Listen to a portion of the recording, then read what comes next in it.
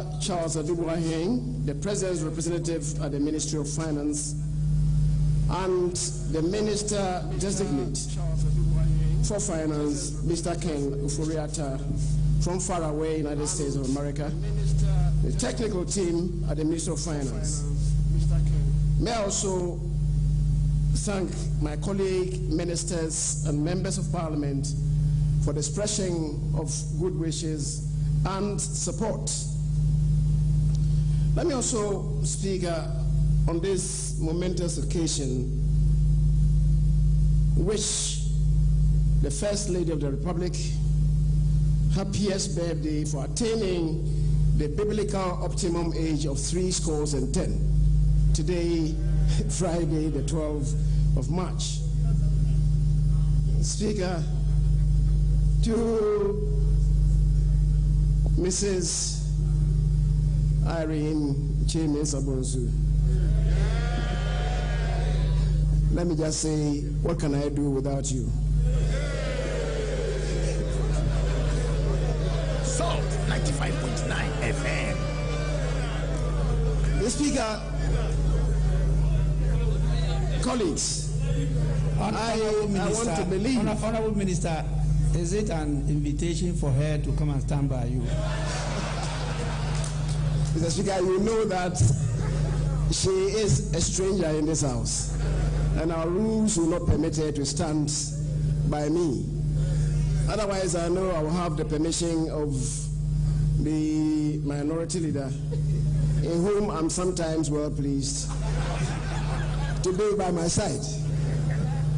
Mr. Speaker, I was saying that I want to believe that the facts of the majority leader in the government business, one of our own, presenting the budget statement in this house, should provide sufficient mitigation to subdue the flame of heckling from the professional hecklers. From the professional hecklers. That's because they know themselves. And I know one is pointing at me now. Right, Honorable Speaker, honorable members of Parliament, on the authority of His Excellency the President Nana Addo Dankwa Akufo-Addo, I beg to move that this Honorable House approves the financial policy of Government of Ghana for the year ending 31st December 2021. On the authority of His Excellency the President, and in accordance with Articles 179 and 180 of the 1992 Republican Constitution, permit me to present to this august House the budget of the President of the Republic of Ghana. Speaker, this statement is an abridged version of the 2021 budget statement, and I would like to request the Hansard Department to deem the entirety of the budget statement and economic policy as having been read and captured same in the Hansard of today, Friday, the 12th of March, 2021, upon my completion of this submission. The Speaker also submit to this august House the following statutory reports. The 2020 annual report on the petroleum funds, 95.9 FM. In accordance with Section 48 of the Petroleum Revenue Management Act 2011 Act 815 as amended, the 2020 report on the utilization of the African Union levies, and third, the 2020 annual debt report in accordance with Section 72 of the Public Financial Management Act 2016 Act 921. Mr. Speaker, on 28th of October 2020, and in accordance with Article 180 of the 1992 Constitution, government laid the expenditure in advance of appropriation in this House. I wish to report that the subsequent approval of those estimates by this august House has made it possible for government business and public services delivery to continue uninterrupted in the first quarter of 2021.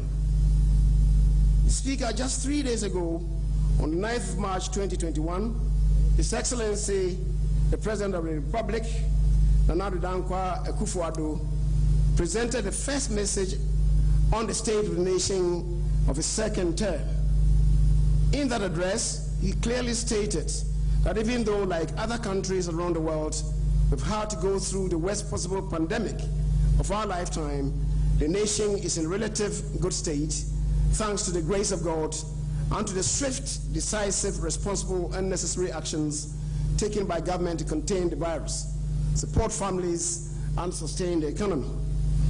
Today, Mr. Speaker, I stand here on behalf of the President to present to you and the House the state of the economy, how we have managed to mitigate and survive the pandemic, and eke out a projected positive growth rate of 0.9% in 2020, contrary to the initial fears of a negative growth rate as experienced in many countries. FM. I will also present to you deliberate and well thought out strategies that will hasten our recovery and place us on a confident path of sustained economic transformation.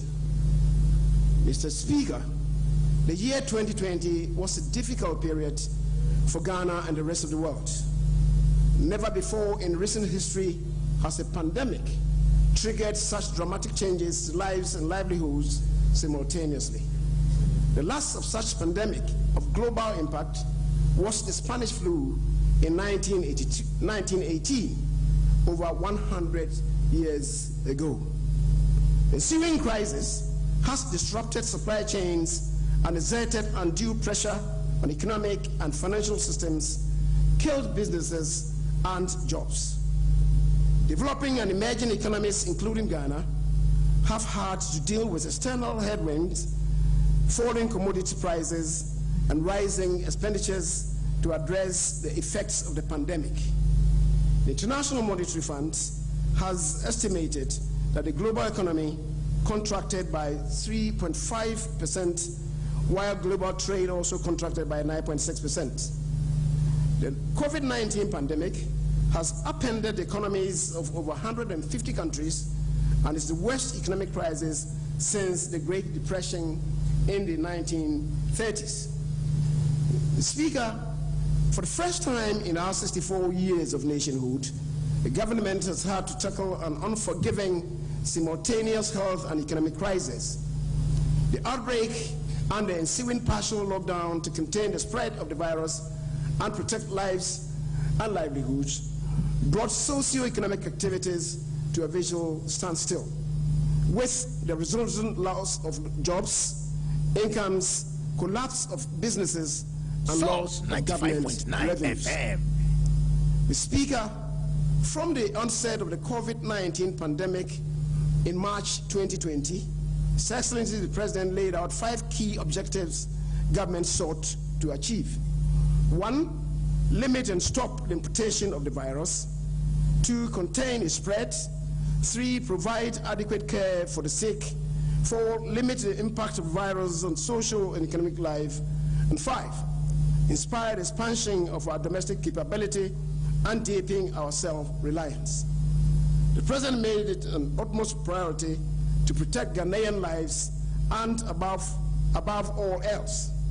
This is captured in his now world-famous quotation, and I quote, "We know what to do to bring our economy back to life.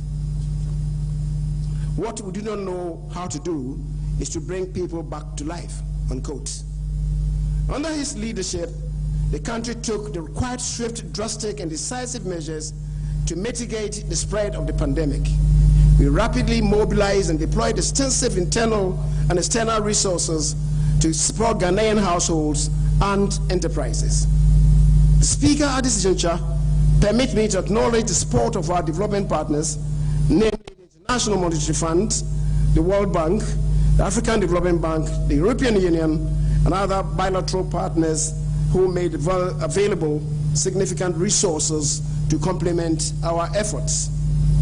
Mr. Speaker, the drastic slowdown in economic activity led to a huge drop in domestic revenues, combined with sharp and unplanned hike in COVID-related expenditures. In sum, this unprecedented crisis led to 1, a sudden shortfall in government revenues amounting to 13.6 billion Ghana cedis, and 2, an unexpected and unavoidable rise in expenditures of 11.7 billion Ghana cedis. Mr. Speaker, through government's Emergency Preparedness and Response Plan, ERP 1 and 2, as well as the Coronavirus Alleviation Program, CAP, we undertook the following measures. 1, provided financial clearance to employ additional 24,285 health professionals between March and June to help fight the pandemic. 2, expanded the capacities of laboratories to increase COVID-19 testing and established isolation centers in all regions and districts. We provided 3.6 million reusable face masks, 50,000 medical scraps, 90,000 hospital gowns and head covers to health facilities as of June 2020. We provided 50% of basic salary as allowances for frontline health workers.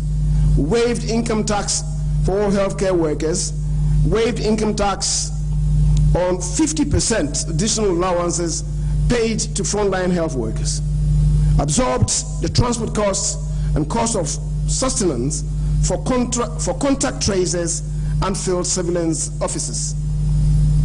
Fully recovered water consumption for all Ghanaians from April to December 2020, and fully covered the power consumption of over 1 million Lifeline customers, and subsidized the consumption of all other customers by 50%.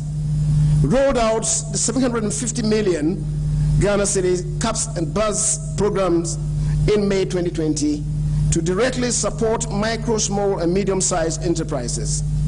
We established a 2 billion guarantee facility to support all large enterprises and for job retention.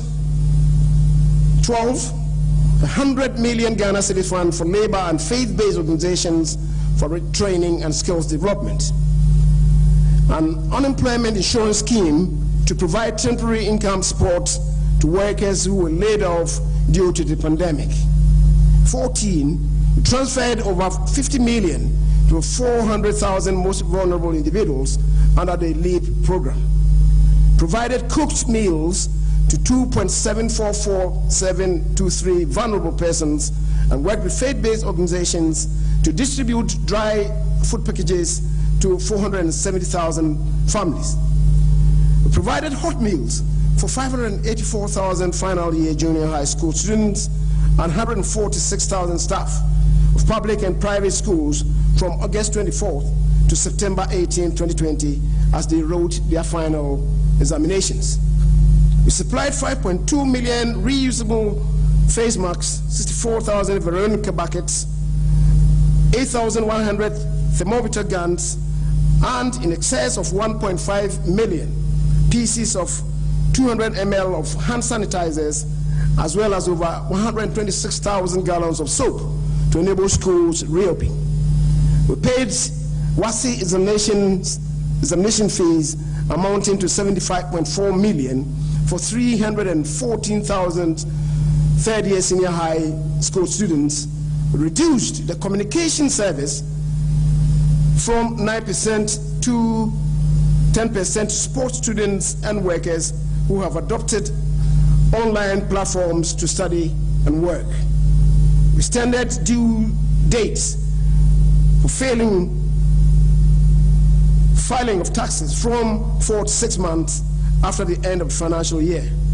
We permitted the deduction of contributions and donations towards the pandemic as allowable expenses for income tax purposes. We waived VAT, NHIL, and Get Fund levy on donations of stock of equipment and goods for fighting the pandemic. We waived income taxes on third-tier pension withdrawal. We fumigated schools, hospitals, markets, and lorry parks. We took vigorous public sensitization and engagement exercise to inform and educate Ghanaians on the pandemic. And 26, we paid all public sector salaries in full. Mr. Speaker, with revenue slumping and COVID-related expenditures rising, the Akufo-Addo government was tested beyond measure. We believe it is fair to say that we rose to this extraordinary challenge. Indeed, despite the squeeze, government succeeded in protecting virtually all jobs and incomes in public sector. What the people of Ghana have witnessed since the coronavirus pandemic, and to the admiration of the rest of the world, is a leadership of conviction that is responsible, creative, courageous, decisive, and above all, very caring. Mr. Speaker, through our decisive policy response, we have managed to achieve major results that have made it easier for the people to cope with this unprecedented crisis. For example, our response through CAP has been vital in preventing social dislocations, deeper economic scarring, and damage to our economic prospects. These additional government expenditures in the face of declining revenues were necessary to save lives, protect livelihoods, and safeguard economic activities. Speaker, today, Ghana is better positioned to recover and rebuild an even more resilient economy, not only because we know how to do it, but also because the grace of God has been assured for this journey. Mr. Speaker, in the 3 years prior to the pandemic, as a government, we had a plan. We stayed focused, kept our discipline, kept our promises, and worked with integrity, creativity, and compassion. As a result, the economy saw a turnaround and economic growth rate doubled, rebounding strongly from 3.4% in 2016 to average 7% annually. The Speaker, the banking sector cleanup had been completed. Businesses were doing well and creating jobs. Food production was enjoying a bumper harvest, and suddenly Ghana had become a major tourist attraction. We were indeed on a path of fiscal consolidation by 2019 and poised for economic transformation.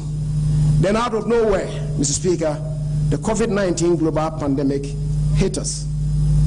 Mr. Speaker, the history of Ghanaians is a story of resilience, faith in God, and ingenuity when faced with adversities and uncertainties.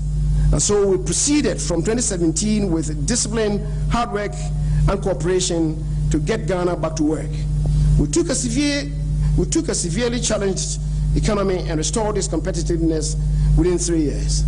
In 4 years, against significant opposition, we took a bold step that afforded 1.2 million Ghanaians the opportunity to attain a better and quality secondary school education.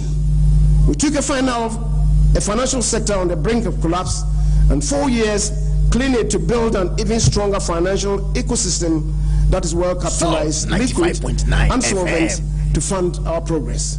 In 4 years, we secured a central place in African integration and won the bid to host the Secretariat of the African Continental Free Trade Area. And within the last 4 years, Mr. Speaker, our aggressive industrialization and regional integration agenda successfully attracted and retained the highest foreign direct investment in West Africa, including having global automobile giants setting up base here. Today, world-class vehicles assembled right here in Ghana are selling on our market and plying our roads. The message to other global manufacturers is this: from 2021, an integrated Africa is open for business, and Ghana is ready to welcome you to set up here to take advantage of the biggest free trade area in the world. Speaker, we have come far from 2020. However, we are not fully out of the woods yet. As such, fiscal consolidation has to be carefully balanced with the provision of some targeted fiscal stimuli to cushion the impact of COVID-19 on businesses and to facilitate a quick and strong recovery of our economy, which we aim to achieve through Ghana Cares, or Batampa program. Mr. Speaker, it is clear that expenditure on health infrastructure and health-related items such as vaccines, hospital supplies, and PPEs would become a routine. However, we will take measures to ensure that these additional critical expenditures do not undermine our fiscal consolidation and debt sustainability. Government will pursue revenue-enhancing measures with a focus on deepening our digitization agenda, both on transactions of goods and services, as well as on tax collection systems to broaden the tax base and rope in more eligible taxpayers. Expenditures will be rationalized through the implementation of tighter expenditure control systems with a more efficient procurement system to ensure value for money. We will also pursue structural reforms in public financial management system to improve efficiency in public service delivery. Mr. Speaker, we believe that the achievements in the 3 years prior to the COVID-19 outbreak, as well as the intermediate outcomes of the EPRP and CAP, are the foundations from which we will collectively adapt to the changes caused by this pandemic and, quote, build back better and greener, unquote. Mr. Speaker, the seminal breakthroughs in vaccine development gives hope that economies can reopen more quickly than anticipated.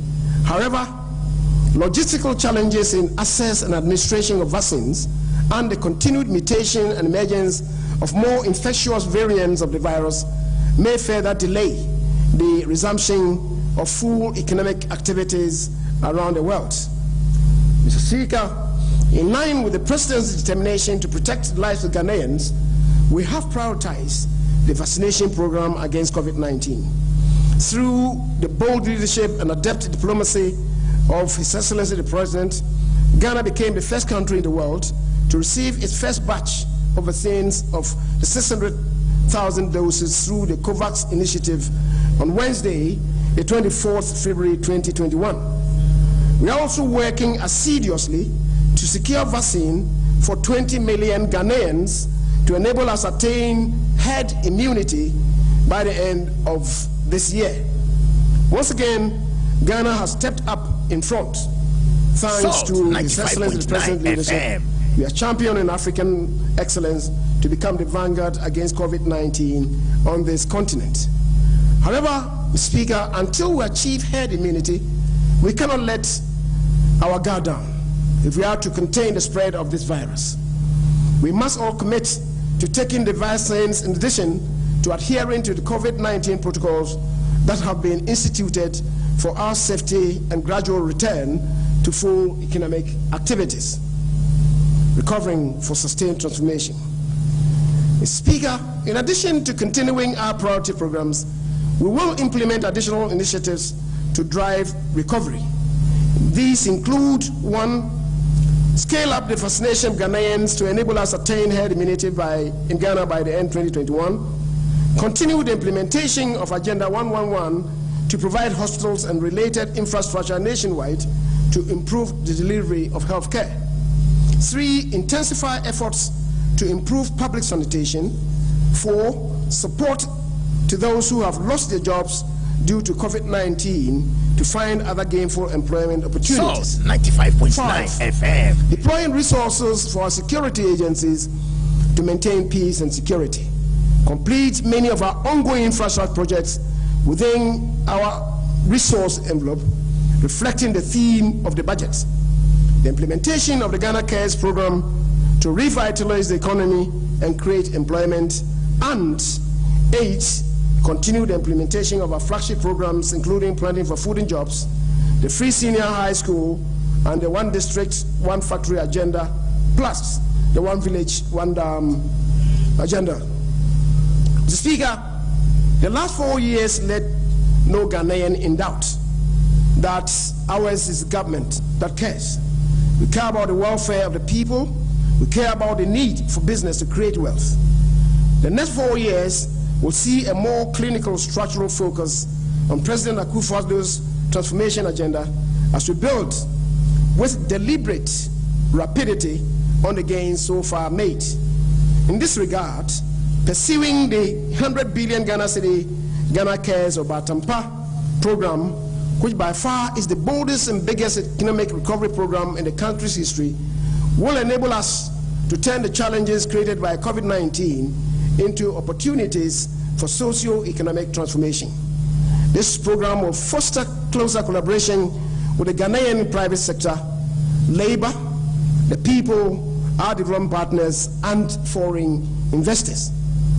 The Obatampa program is inspired by His Excellency the President's conviction that, and I quote, "What our forebears dreamed of, we will achieve. If we inherited dreams and visions from our founding fathers, we should leave legacies of achievements and realities to our children and their children." Unquote. Mr. Speaker, through Ghana Cares, we will expedite government's digitalization agenda to achieve greater efficiency and effectiveness in public service delivery. We will revitalize the housing and construction industry to address the severe housing deficit and create job opportunities, and establish Ghana as a regional hub, leveraging its position within ECOWAS and as host of the Secretariat of the African Continental Free Trade Area to focus on manufacturing, financial services, education, healthcare, aviation and logistics, digital services, petroleum, automobile, tourism, hospitality, FM. and creative arts. Support the private sector and entrepreneurs to become a powerful engine for job creation. Actively promote both local and international investments, including the use of PPPs, and upgrade the skills of our workers through retraining programs focusing on technical and vocational skills. Mr. Speaker, the implementation arrangements for the Ghana Cares programs are in place. Clear budgets have been set and milestones developed. We will establish delivery units in the relevant MDAs and partner with the private sector, academia, and other practitioners to facilitate and monitor implementation. There will also be regular institutional arrangements to ensure we achieve synergies and track results on a timely basis. Speaker, the theme for the 2021 budget is completion, 95.9 consolidation, FM. and continuation. This theme is underpinned by the fact that over the years, every new budget invariably contains a host of new projects to be initiated at the expense of ongoing projects. Not only does this put pressure on our finances, but also has historically resulted in arrears, with many contractors not being paid on time for work done, and thereby escalating the overall cost of these projects. The Speaker, government has therefore decided to chart a new direction from 2021. A major concern of all Ghanaians across the political divide is the usually wasteful specter of uncompleted public projects scattered across the country. This must stop. Governments owe the people a duty to use limited public funds responsibly. Our goal is to bring to an end the culture of unfinished projects. The main focus of government for this year, therefore, is the fulfillment of existing commitment and the completion, to the largest extent possible, of existing projects. The delivery tracker, which government launched last year to track progress of infrastructure projects, showed over 8,700 ongoing projects across all sectors at the end of 2020. And that is why the President has tasked his ministers and heads of all other relevant institutions to focus the infrastructural energies of government mainly on continuing and, if possible, completing existing projects in 2021. The era of abandoning viable projects started with public funds must end. And this time we believe, and the time we believe, is now. Mr. Speaker, I now proceed to give highlights of the budget. Global economic developments and outlook. Growth. Speaker, data from the IMF's January 2021 World Economic Outlook update indicates that the global economy is projected to grow at 5.5% in 2021 up from the estimated contraction of 3.5% in 2020. The 2021 growth estimates reflects an expected positive turnaround on account of COVID-19 vaccine-powered economic activity and strong policy response in advanced countries. Speaker, despite expectations for global economic recovery between 2021 and 2022, output gaps are not expected to close until after 2022. Consistent with this expectation, inflation is projected to remain subdued during the 2021-2022 years. For advanced economies, inflation is projected to increase from a low of 0.7% in 2020 to 1.3% in 2021 and further to 1.5% in 2022, in consonance with increasing prices of medical supplies and those other commodities. Mr. Speaker, data from the January 2021 edition of the International Monetary Fund World Economic Outlook project Brent crude oil prices to average $50.03 United States dollars for 2021 and 48.82 United States dollars for 2022. Gold, as a safe haven, benefited immensely from the pandemic in 2020. This was sustained by continued monetary easing by major central banks. However, in 2021, gold prices are expected to reduce to an average of 1,740 United States dollars per troy ounce from an average of 1,793 United States dollars per troy ounce recorded in 2020. World market cocoa price averaged 2,369.85 United States dollars per metric ton in 2020, compared with 2,340.74 metric tons in 2019. Cocoa price is expected to gain a 1.6% increase in price and improve to 2,407.77 United States dollars in 2021. Financing conditions.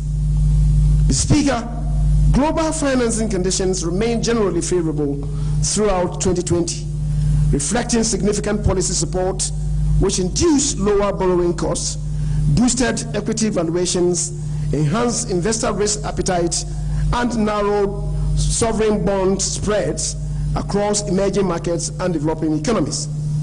These developments helped ease pressures on emerging and frontier market currencies, while sovereign risk spreads for most sub-Saharan African countries declined steadily in the year. Financial market indicators point to optimism about medium-term prospects. However, Mr. Speaker, rising debt levels and increasing interest burdens across several emerging markets and developing economies pose significant financing risks in the short term. Domestic microeconomic performance for 2020. Mr. Speaker, to put the assessment of the performance of the economy for the year 2020 in perspective, we'd like to recap the macroeconomic targets set for 2020 as presented in the 2020 media review as follows. A, overall real GDP growth rate was revised from 6.8% to 0.9%. The overall non-oil real GDP growth rate was revised from 6.7% to 1.6%. C, end period December inflation was revised from 8% to 11.1%. D, overall budget deficit measured on cash basis was revised from 4.7% of GDP to 11% of GDP. Primary balance was revised from a surplus of 0.8% to a deficit of 4.6% of GDP. And F, end period December stocks of gross international reserves to cover not less than 3.5 months of imports of goods and services.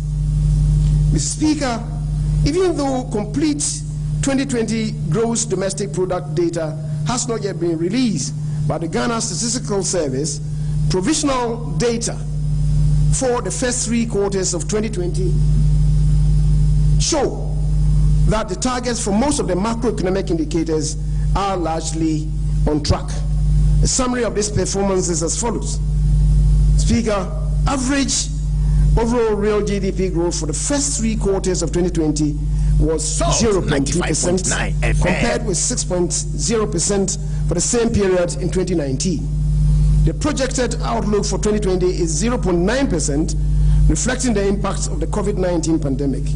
Non-oil real GDP grew at an average of 0.4% in the first 3 quarters of 2020.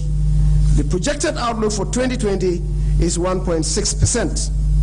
End period inflation was 10.4% in December 2020 compared to the revised target of 11.0%.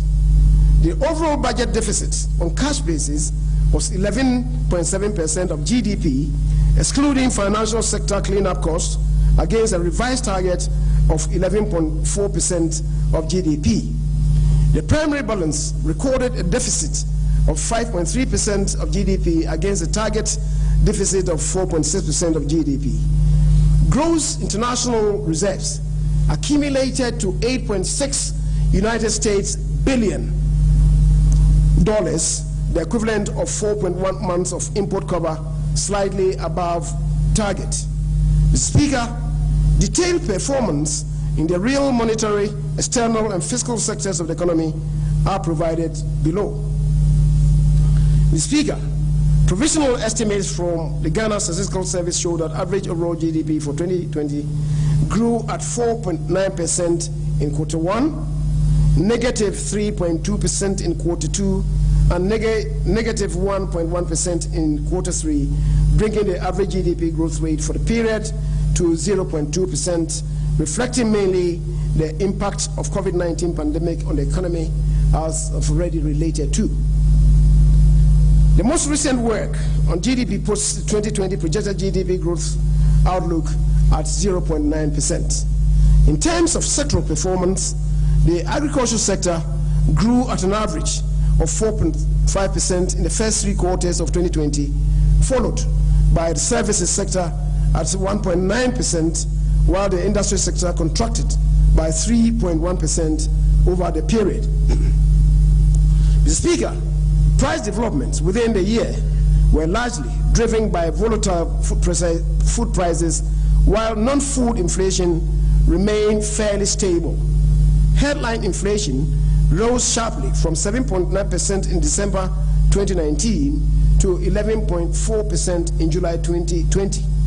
The upward trend was mainly driven by panic buying episodes preceding the COVID-19 partial lockdown measure, which exerted significant pressures on food prices. However, with the gradual lifting of restrictions, the food price pressures eased and headline inflation steadily declined to 10.4% at the end of December 2020.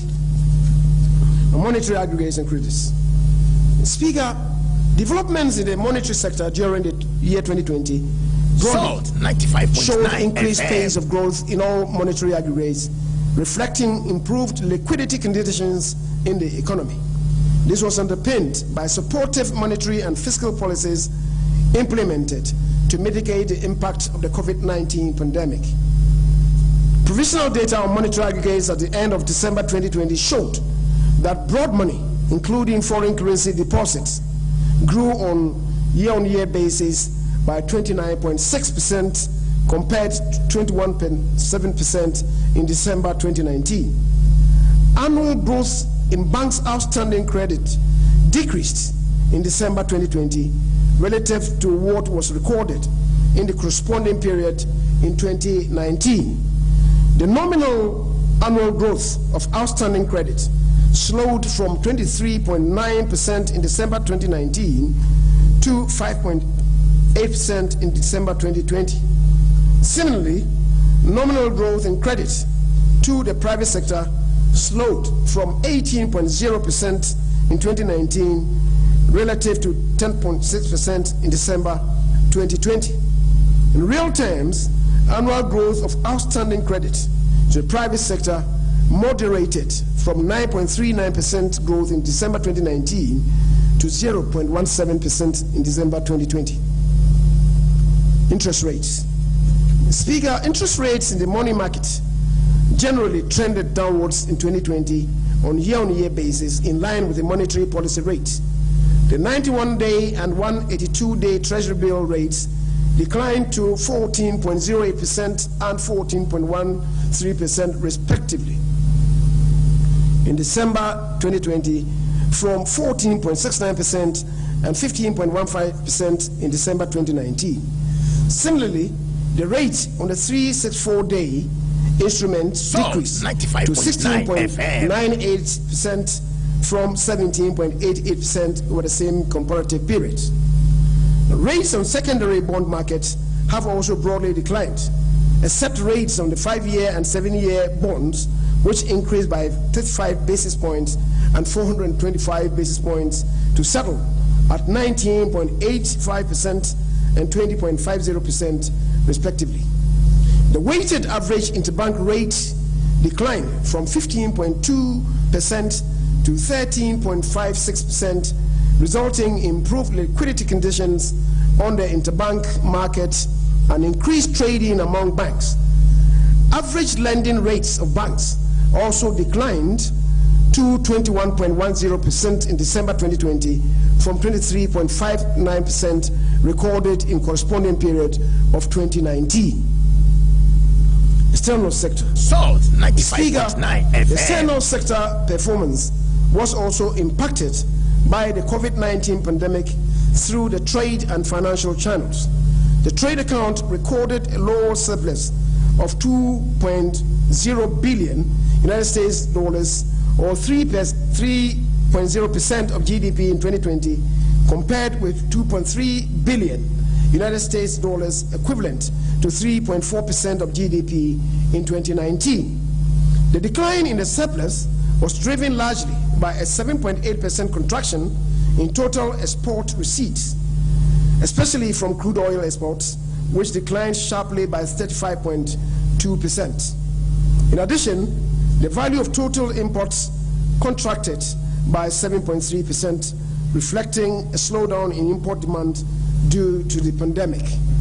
The lower trade surplus, coupled with higher services outflows, resulted in a current account deficit of $2.0 United States billion, equivalent to 3.0% of GDP in 2020, compared to a deficit of $1.9 United States billion, equivalent to 2.8% of GDP in 2019. These developments, Mr. Speaker, resulted in an overall balance of payments deficit of $630 million United States dollars in 2020, compared with a surplus of $1.3 billion United States dollars in 2019. The deficit of the balance of payments was on account of marginal worsening of the current account deficit and a decreased net capital inflows in the capital and financial accounts. Gross international reserves.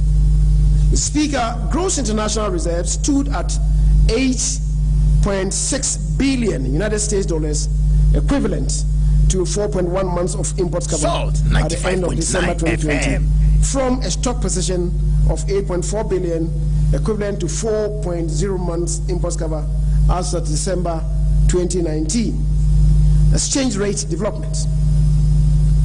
The foreign exchange market was relatively stable, and local currency performed better in 2020 than in 2019. Pressures from corporate demand, energy-related forex demand, and pandemic-induced portfolio outflows were offset by improved forex inflows, mainly from the Eurobond issuance and the IMF Rapid Credit Facility. These were complemented by the substantial reserve build-up by the Bank of Ghana at the end of 2019. Cumulatively, Mr. Speaker, the Ghana cedi depreciated against the United States dollar, the pound sterling, the euro by 3.9%, 7.1%, and 12.1% respectively. This compares with the larger depreciation rates of 12.9%, 15.7%, and 11.2% for the United States dollar, pound sterling, and euro, respectively, during the same period in 2019. It is worth noting that the depreciation of the Ghana cedi against the US dollar in 2020 is the lowest recorded in the Fourth Republic, notwithstanding the COVID-19 pandemic.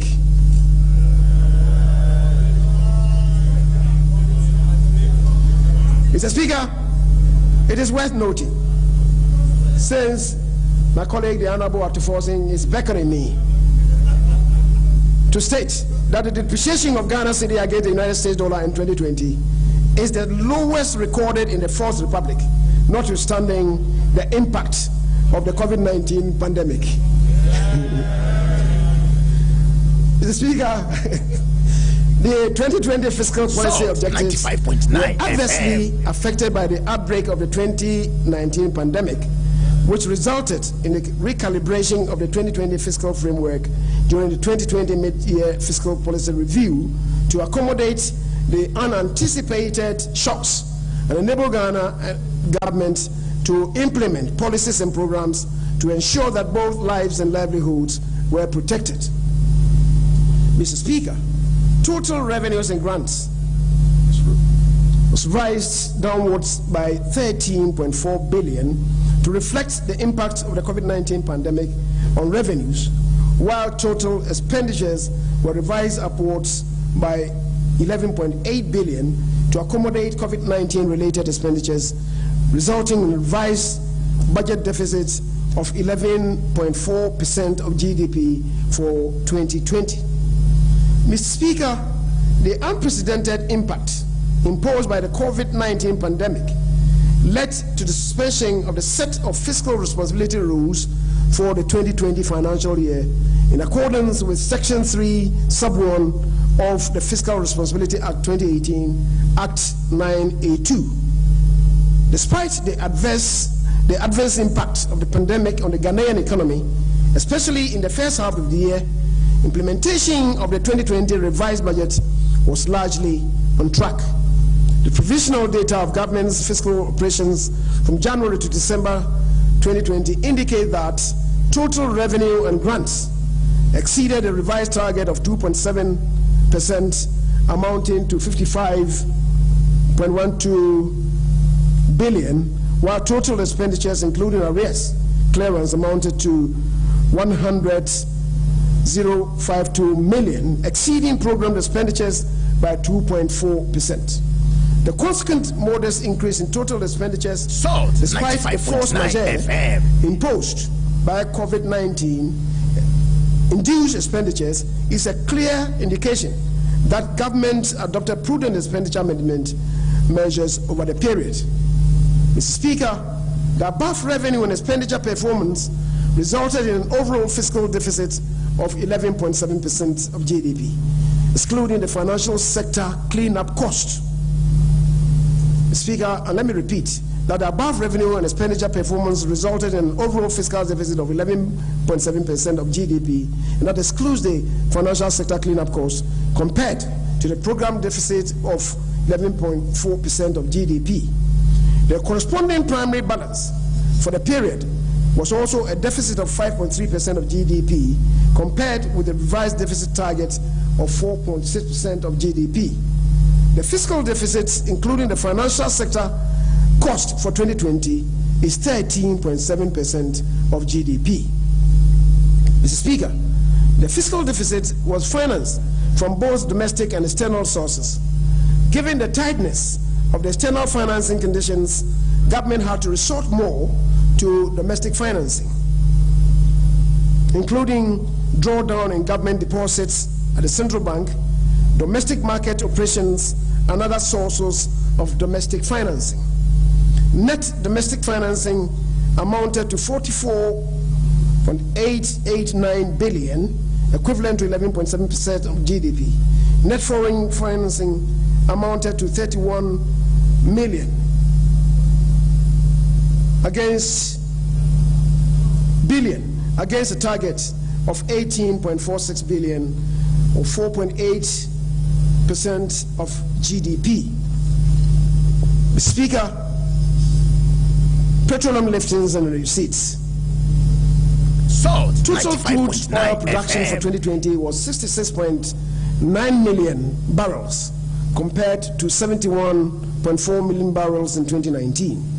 As of December 2020, the Ghana National Petroleum Corporation had lifted 12 parcels of crude oil on behalf of the state and transported 88.418 million standard cubic feet of gas to the Ghana National Gas Company, GNGC.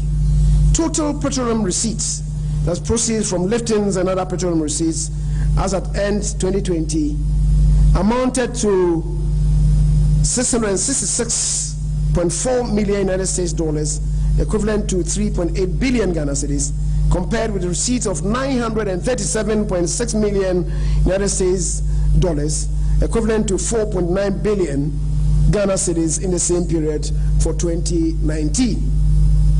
These receipts were allocated based on the provisions of the Petroleum Revenue Management Act, as amended.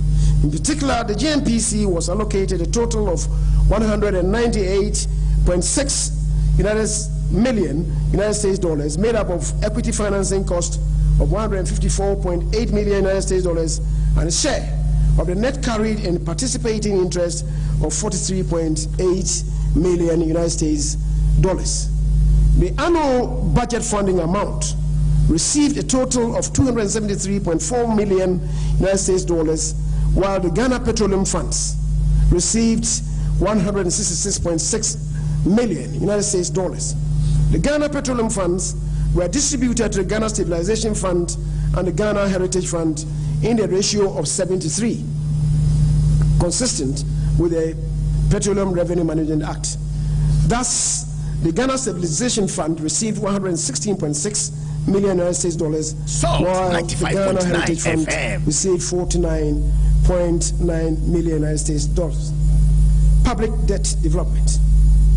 Mr. Speaker, the provisional debt stock as it ends December 2020 stood at a nominal figure of $291.614 billion, representing 76.1% of GDP, compared with $217.991 billion, equivalent to 62.4% of GDP in 2019. Mr. Speaker, the total debt stock mix was made up of a provisional figure of $141.780 billion for external debt and $149.83389 billion for domestic debt, accounting approximately for 48% and 51.4% of the total public debt stock, respectively. As a percentage of GDP, external domestic debt represented 36.99% and 39.09% respectively. Speaker, the total public debt has increased from 122 billion, that is 6.9 GDP, to 291.6 billion, that is 76.1% of GDP as at the end of December 2020. Included in the debt stock and the debt to GDP ratio at the end of 2020 are the following non-recurrent burdens that we had to deal with as a matter of urgency. One, the fiscal impact of COVID-19 is 19.7 billion. The cost of the financial sector cleanup is 21 billion Ghana cedis. Cost of excess capacity charges paid to IPPs, that's 12 billion Ghana cedis. The impact of the reduction in growth from an average of 7% to 0.9% in 2020. Speaker, if these expenditures are excluded and the drop in GDP growth in 2020 primarily attributable to COVID-19 pandemic is taken into account, the total stock of debt for 2020 would have been approximately 239.9 billion, implying a debt to GDP ratio of 58.7%. Mr. Speaker, the following information is useful. The following information is useful. Between 2004 and 2008, Ghana's debt stock increased by 30%. Between 2008 and 2012, the debt stock increased at 269%. Between 2012 and 2016, the increase in the debt stock was 243%. Between 2016, the increase in the debt stock was 137%. This includes the costs of the banking sector cleanup, excess capacity charges, and the impact of the COVID-19 pandemic. Mr. Speaker, these are the facts according to the figures. Mr. Speaker, despite the impact of the pandemic, the rate of growth of the public debt has been lower under our government than under previous governments. The rate of growth. Salt 95.9 The rate of growth. And do the calculations on not your laptops, but on your cell phones.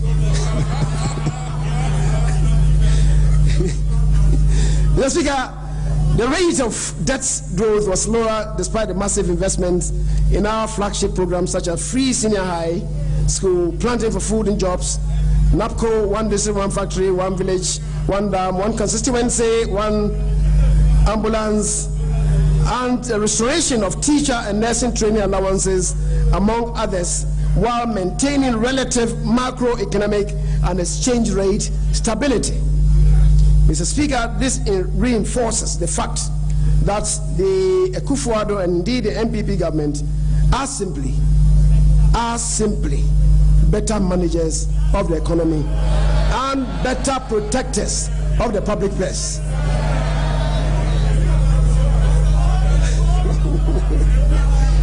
Mr. Speaker, I now turn to the medium-term macroeconomic targets.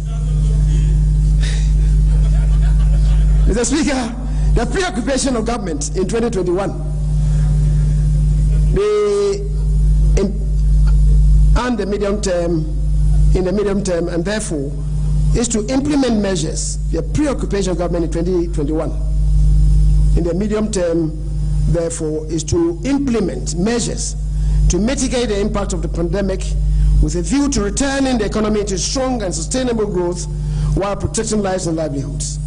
Mr. Speaker, government will continue to, 1, build strong macroeconomic fundamentals, 2, sustain investments in productive infrastructure, 3, develop a competitive world-class human capital base, 4, promote an efficient, well-capitalized financial sector, build a competitive business environment anchored on scientific and technological innovation, and 6, pursue a robust social protection system that guarantees an acceptable standard of living for all, consistent with the vision of Ghana Beyond Aid and the President's coordinated program.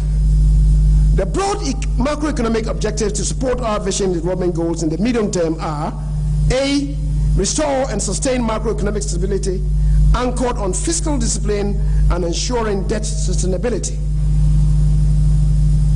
We are cocksure we can do that with better managers in control of the steering wheel. Mr. Speaker, we intend to return to within the fiscal responsibility threshold of 5% fiscal deficit and a positive primary balance by 2024 in accordance with the FRA Act, the Financial Responsibility Act 2018, Act 9A2. C, we would implement reforms to increase revenue mobilization and the efficiency of public expenditures. D, will revitalize and transform the economy through the implementation of the Ghana COVID-19 Alleviation, Revitalization and Enterprise Support Program, CARES. Build a robust financial sector to support growth and development. F, provide a supportive private sector environment for entrepreneurship, domestic businesses, and foreign direct investment to thrive. G, deepen structural reforms to make the machinery of government work more efficiently and effectively to support socio-economic transformation. H, implement reforms to increase revenue mobilization and the efficiency of public expenditures. Salt 95.9 FM. Guided by the broad medium-term policy objectives, the following macroeconomic targets are set for 2021-2024 medium term. Overall GDP, real GDP growth rate to average 5.0%. Non-oil revenue, non-oil real GDP to grow at an average of 4.9%. Inflation to be within the target band of 8 plus or minus 2%. Overall fiscal balance and primary balance to return to the Fiscal Responsibility Act threshold of fiscal deficit of 5% of GDP and a positive balance by 2024, and gross international reserves to cover at least 4.0 months of imports.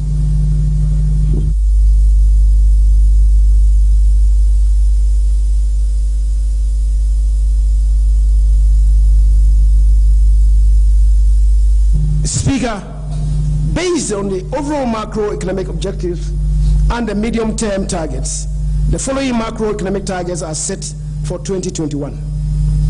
Overall GDP growth of 5.0%. Non-oil real GDP growth of 6.7%. End period inflation of 8%. Fiscal deficit of 9.5% of GDP. Primary deficit of 1.2% of GDP, and gross international reserves to cover not less than 4.0 months of imports. The Speaker will now provide details of the medium-term outlook for real fiscal, monetary, and external sectors of the economy. GDP growth for 2021. The Speaker, as I've indicated, overall real GDP is projected to grow at 5.0% in 2021, while non-real GDP is projected to grow at 6.7%.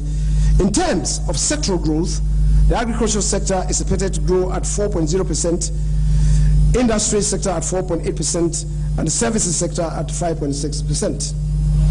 The Speaker, monetary policy in 2021 and the medium term will continue to hinge on sustaining price stability with a view to firmly anchoring inflation expectations and creating conditions favorable to growth. Specifically, monetary policy would aim at steering inflation back within the medium-term target of 8 plus or minus 2%. In particular, broad money supply growth is projected to moderate in 2021 in line with inflation. The thrust of external sector policy would focus on building external buffers, enough to cover at least 4 months of imports of goods and services to cushion the economy against adverse external shocks. This will be supported by expected improvements in the trade balance and the current account balance, backed by increased remittance inflows, improved portfolio inflows, and favorable effects to the international capital market. Potential downside risks to the external sector outlook continue to be the possible weakening of commodity prices, increased energy-related payments, and portfolio reversals. Mr. Speaker, I'm happy to announce that the resolution of the banking industry has been completed. Government has been working to complete the bailout of the asset management industry through the provision of a bailout package for investors of the failed asset management companies out of an estimated 8.5 billion Ghana cedis to help pay investors of the failed AMCs. This August House approved an amount of 3.1 billion in 2020 mid-year budget. At the end of the 2020 December, government had provided an amount of 3.4 billion for the payment of validated claims to investors of 30 AMCs for which liquidation orders were obtained. This amount was in a combination of a 3-year marketable bond of 2.5 billion Ghana cedis and a 5-year zero coupon bond of 915 million Ghana cedis. The Speaker, for the Securities and Exchange Commission to fully settle investors of the remaining 17 AMCs, an amount of 5.5 billion, 1.3% of GDP, is required.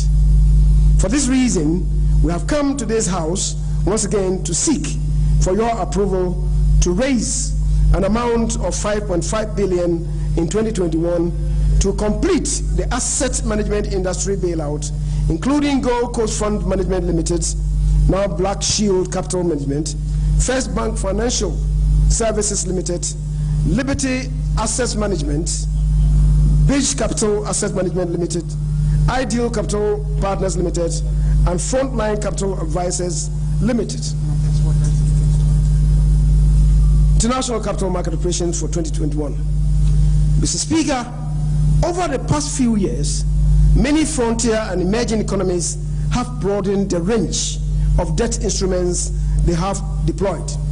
Financial conditions on the global market has raised opportunities to tap into the international bond market and increase access to commercial debt financing. However, market access conditions are highly uncertain and spreads can widen in a short time in reaction to local or international events.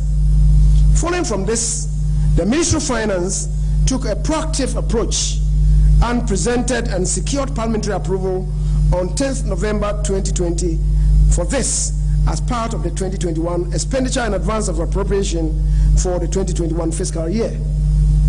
The proceeds are to support the budget deficit by funding growth-oriented expenditures and conduct liability on both external and domestic bonds.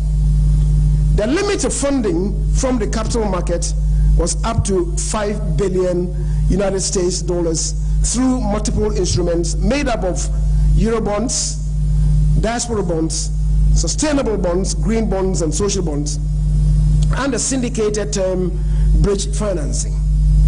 Mr. Speaker, we certainly are not fully out of the woods yet with the ongoing COVID-19 second wave, but such fiscal consolidation has to be carefully balanced with the provision of some targeted fiscal stimulus to cushion the impact of COVID-19 on businesses and the economy, which we aim to achieve through the Ghana Cares or BATAPA program. Mr. Speaker, in the medium term, we will pursue revenue-enhancing measures with a focus on deepening our digitalization agenda, both on transactions of goods and services, as well as on tax collection machinery, as part of measures to broaden the tax base and robbing a lot more eligible taxpayers into the tax net. Expenditures will be rationalized through the implementation of tighter expenditure control systems with much more efficient procurement system to ensure value for money. We'll also pursue structural reforms in public financial management system to improve efficiency in public service delivery. Mr. Speaker, in spite of our drive to ensure that we do not prematurely withdraw fiscal stimulus support as part of measures to contain the pandemic and revitalize the economy, our resolve to ensure debt sustainability in the medium term will support a medium-term fiscal path that will ensure that we return to fiscal responsibility ceiling of a deficit of 5% of GDP and a positive primary balance by 2024. Petroleum receipts and utilization for 2021. Mr. Speaker, the projected petroleum revenue for 2021 will amount, as I've already indicated, to $885.7 million United States dollars. The total revenue is made up of royalties, 201 United States million United States dollars, carried and participating interest to 524.9 million United States dollars, corporate income tax 158.5 United States dollars, and surface rentals 1.3 million United States dollars. Speaker, in line with the PRMA, we would like to propose the allocation of the petroleum revenue as follows.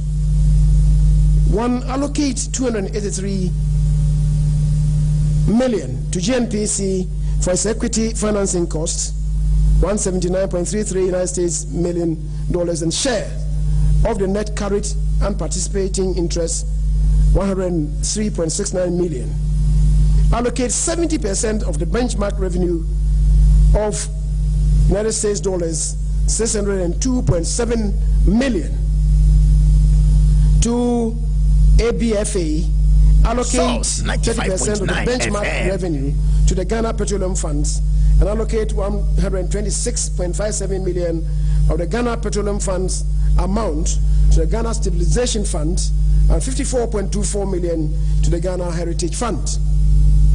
Mr. Speaker, total revenue and grants for 2021 is projected to rise to $72.452 billion, equivalent to 16.7% of GDP, up from an outturn of $55.132 billion, Ghana cedis, equivalent to 14.3% of GDP recorded in 2020.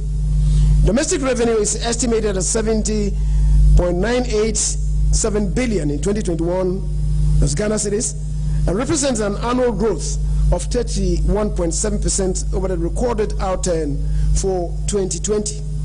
Of the total domestic revenue, non-oil tax revenue will constitute about 74% and amount to $53.632 billion, equivalent to 12.4% of GDP, reflecting the impact of expected improvements in tax compliance and reforms in revenue administration.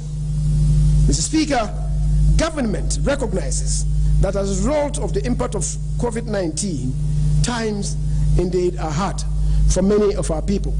However, it is important that we rebuild and strengthen our public finances to provide the resources to protect the lives and livelihoods of Ghanaians, deliver critical government services, and support the transformation of the economy.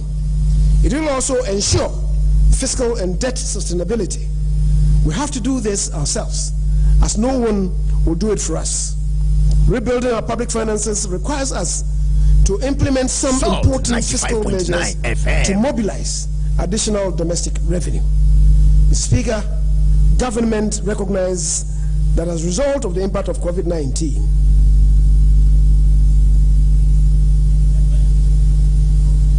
Speaker, as I've already said, rebuilding our public finances requires us to implement some important fiscal measures to mobilize additional domestic revenue.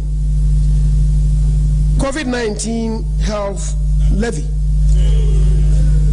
Speaker, the COVID-19 pandemic has caused additional health spending that far exceeds the annual budget for health.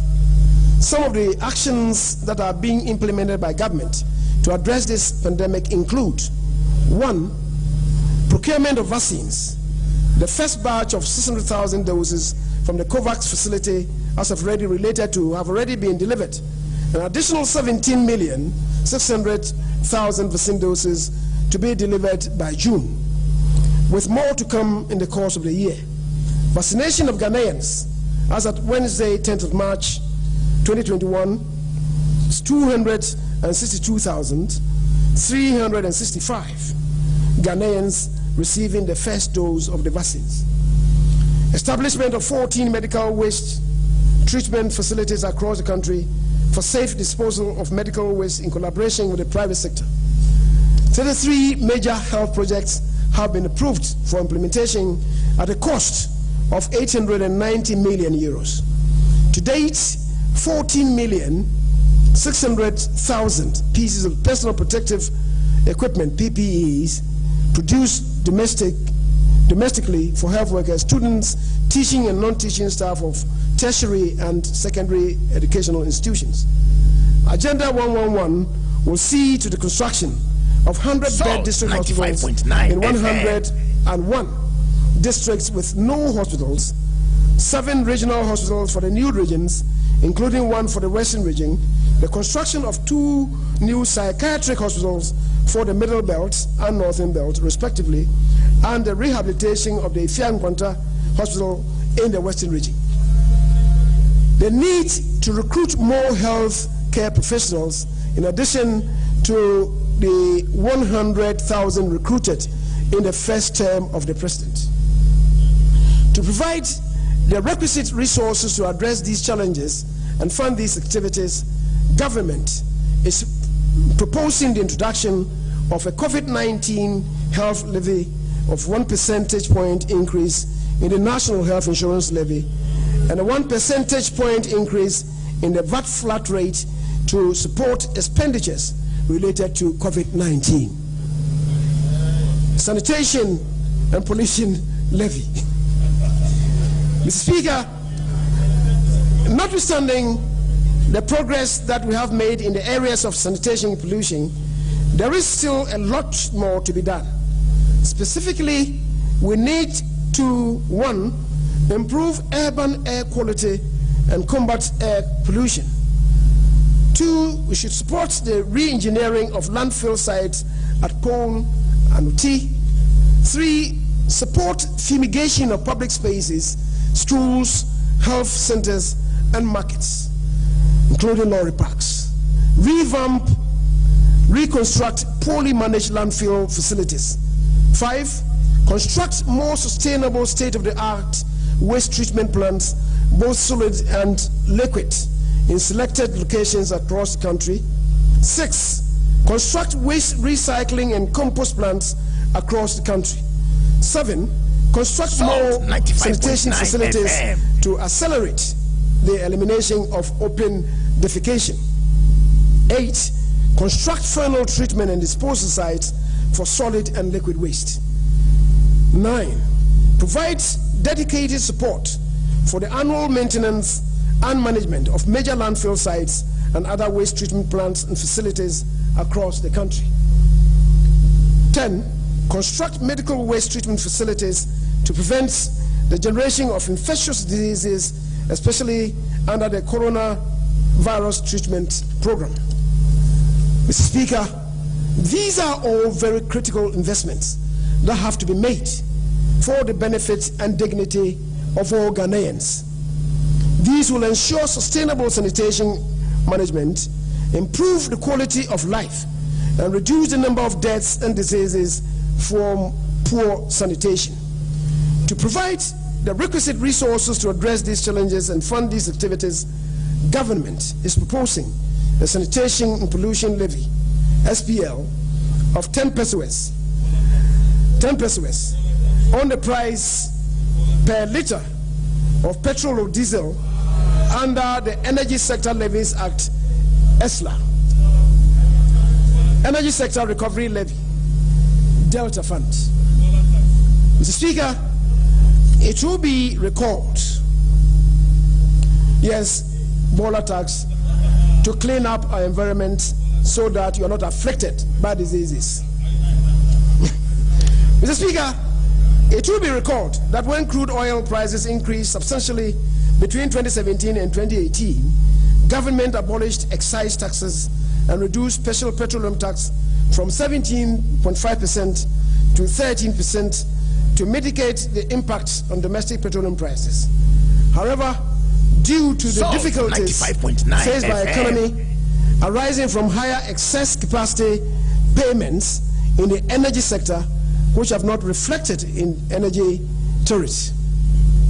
Despite substantial progress made by the Akufo-Addo government, there is a need to find additional resources to cover the excess capacity charges that have resulted from the power purchase agreements, PPAs, signed by the previous administration, which required payments of capacity charges even when the plants involved were idle or unutilized.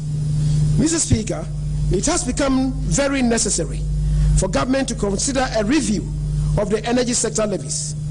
The Energy Sector Recovery Levy of 20 pesos per liter on petrol, diesel products under the ESLA is hereby submitted to this House for approval. Mr. Speaker, I should note that on the basis of existing world crude oil prices, the implementation of the two proposed levies for sanitation and pollution, as well as to pay for excess capacity charges, would result in a 5.7% increase in petroleum prices at the pump. Mr. Speaker, the data shows that under the Akufo-Addo government, the increase in petroleum prices is the lowest in the Fourth Republic. And the data shows. Mr. Speaker, in the year 2020, for example, there was a cumulative net decrease in petroleum prices at the pump by 7.46% and diesel by 9.53%. Between 2009 and 2012, average petroleum prices increased by 29.5% annually. Between 2013 and 2016, average petrol prices increased by 24% annually. Between 2017 and 2020, average petrol prices increased by 8.26% annually. Mr. Speaker, statistics, data don't lie. Mr. Speaker, this confirms the fact that there are better managers of the economy recognized by all. Mr. Speaker, the financial sector cleanup and the refund of monies to depositors have restored investor confidence and protected the hard-earned savings of millions of Ghanaians. However, this has come at a huge cost of over 21 billion to government and indeed to the state. Mr. Speaker, government will therefore introduce a financial sector cleanup levy of 5% on profits before tax of banks to defray outstanding commitments in the sector. The levy will be reviewed in 2024. Road tolls.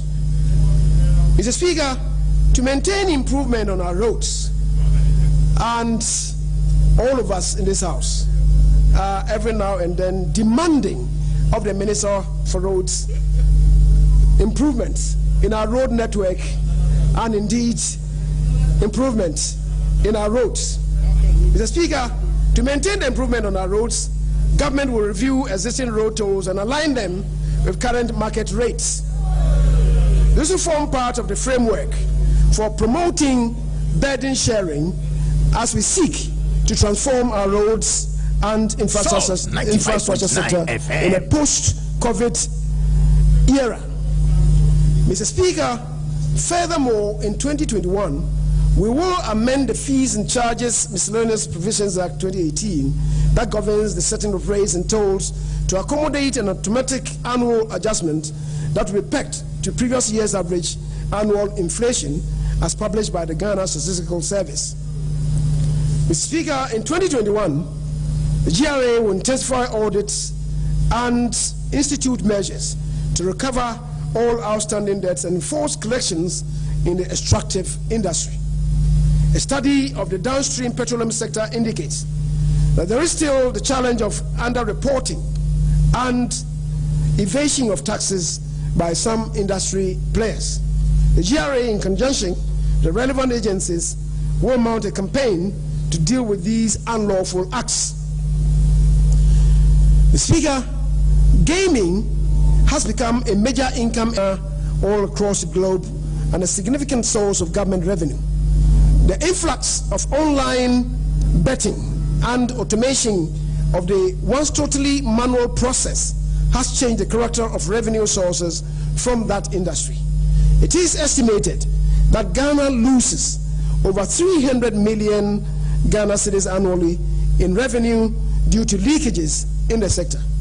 The Ministry of Finance and the Ministry for the Interior would co-supervise the gaming industry and will soon consult with stakeholders to formulate a comprehensive policy to improve revenue mobilization from the source.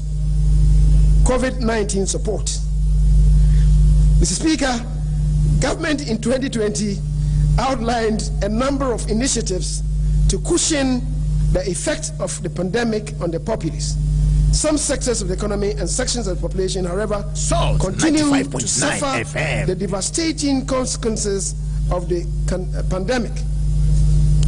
Government is therefore rolling out these additional reliefs for different sections of the population, especially those hardest hit by the pandemic. 1, tax rebate. Provision of a rebate of 30% of the income tax due to companies, hotels and restaurants, education, arts and entertainment, and travel and tours for the 2nd, 3rd, and 4th quarters of 2021. Tax stamps. Suspension of quarterly income tax installment payments for the 2nd, 3rd, and 4th quarters of 2021 for small businesses using the income tax stamp system. Vehicle income tax. Suspension of quarterly installment payments of the vehicle income tax for the 3rd, 4th, and 4th quarters of 2021 for trotros and taxes as part of measures to reduce the cost of transportation. Mr. Speaker, in line with your pause for effect, your system of pause for effect, can I repeat this? Suspension of quarterly installment payments of vehicle income tax for the 3rd and 4th quarters of 2021 for trotros and taxis as part of measures to reduce the cost of transportation.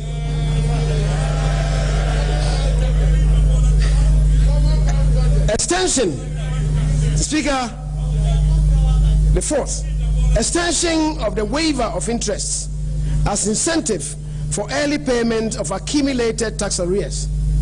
A waiver of penalty and interest on accumulated tax arrears up to December 2020 to reduce cash flow challenges for companies and individuals who arrange terms with GRA to pay up the principal by September 2021. Beneficiaries of these reliefs will have to be registered with GRA and must have filled their 1st quarter tax obligations. Mr. Speaker, total expenditure, including clearance of arrears, is projected for 2021 at 113.75 billion, equivalent to 26.2% of GDP. This represents a growth of 13% above the outturn of 100.052 billion recorded in 2020. Mr. Speaker, wages and salaries are projected to amount to 25.799 billion and constitute 22.7% of total expenditure, including arrears clearance for 2021. As a percentage of GDP, the wage bill is projected to be 5.9% in 2021 compared to 6.5% recorded in 2020. Use of goods and service is also projected at 5.967 billion, or 1.4% of GDP. This represents 5.2% of projected total expenditure, including arrears clearance. Mr. Speaker, interest payments are projected at 35.864 billion, equivalent to 8.3% of GDP in 2021. Of this amount, domestic interest payments will constitute about 79.9%, an amount of 28.368 billion Ghana cedis. Transfers to statutory funds, as well as all other earmark funds, are estimated at 18.081 billion, that is 4.2% of GDP, representing 52.2% growth over the recorded outturn of 2020. The Speaker, capital expenditure is projected at 11.423 billion, that is 2.6% of GDP in 2021, a decline of 5.5% over the 2020 outturn. Of this amount, Domestic finance capital expenditure is estimated at 3.31 billion. That is 0.8% of GDP. An amount of 8.112 billion Ghana cedis has been estimated for foreign finance capital expenditure, and this will be funded by a combination of project grants and loans.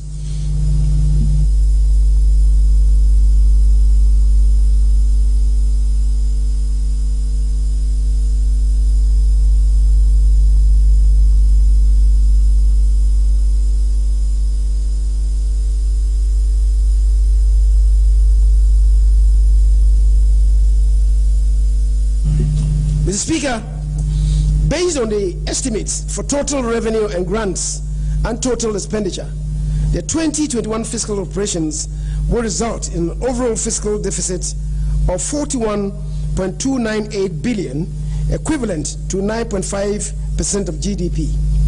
Financing of the fiscal deficit will come from both domestic and foreign sources.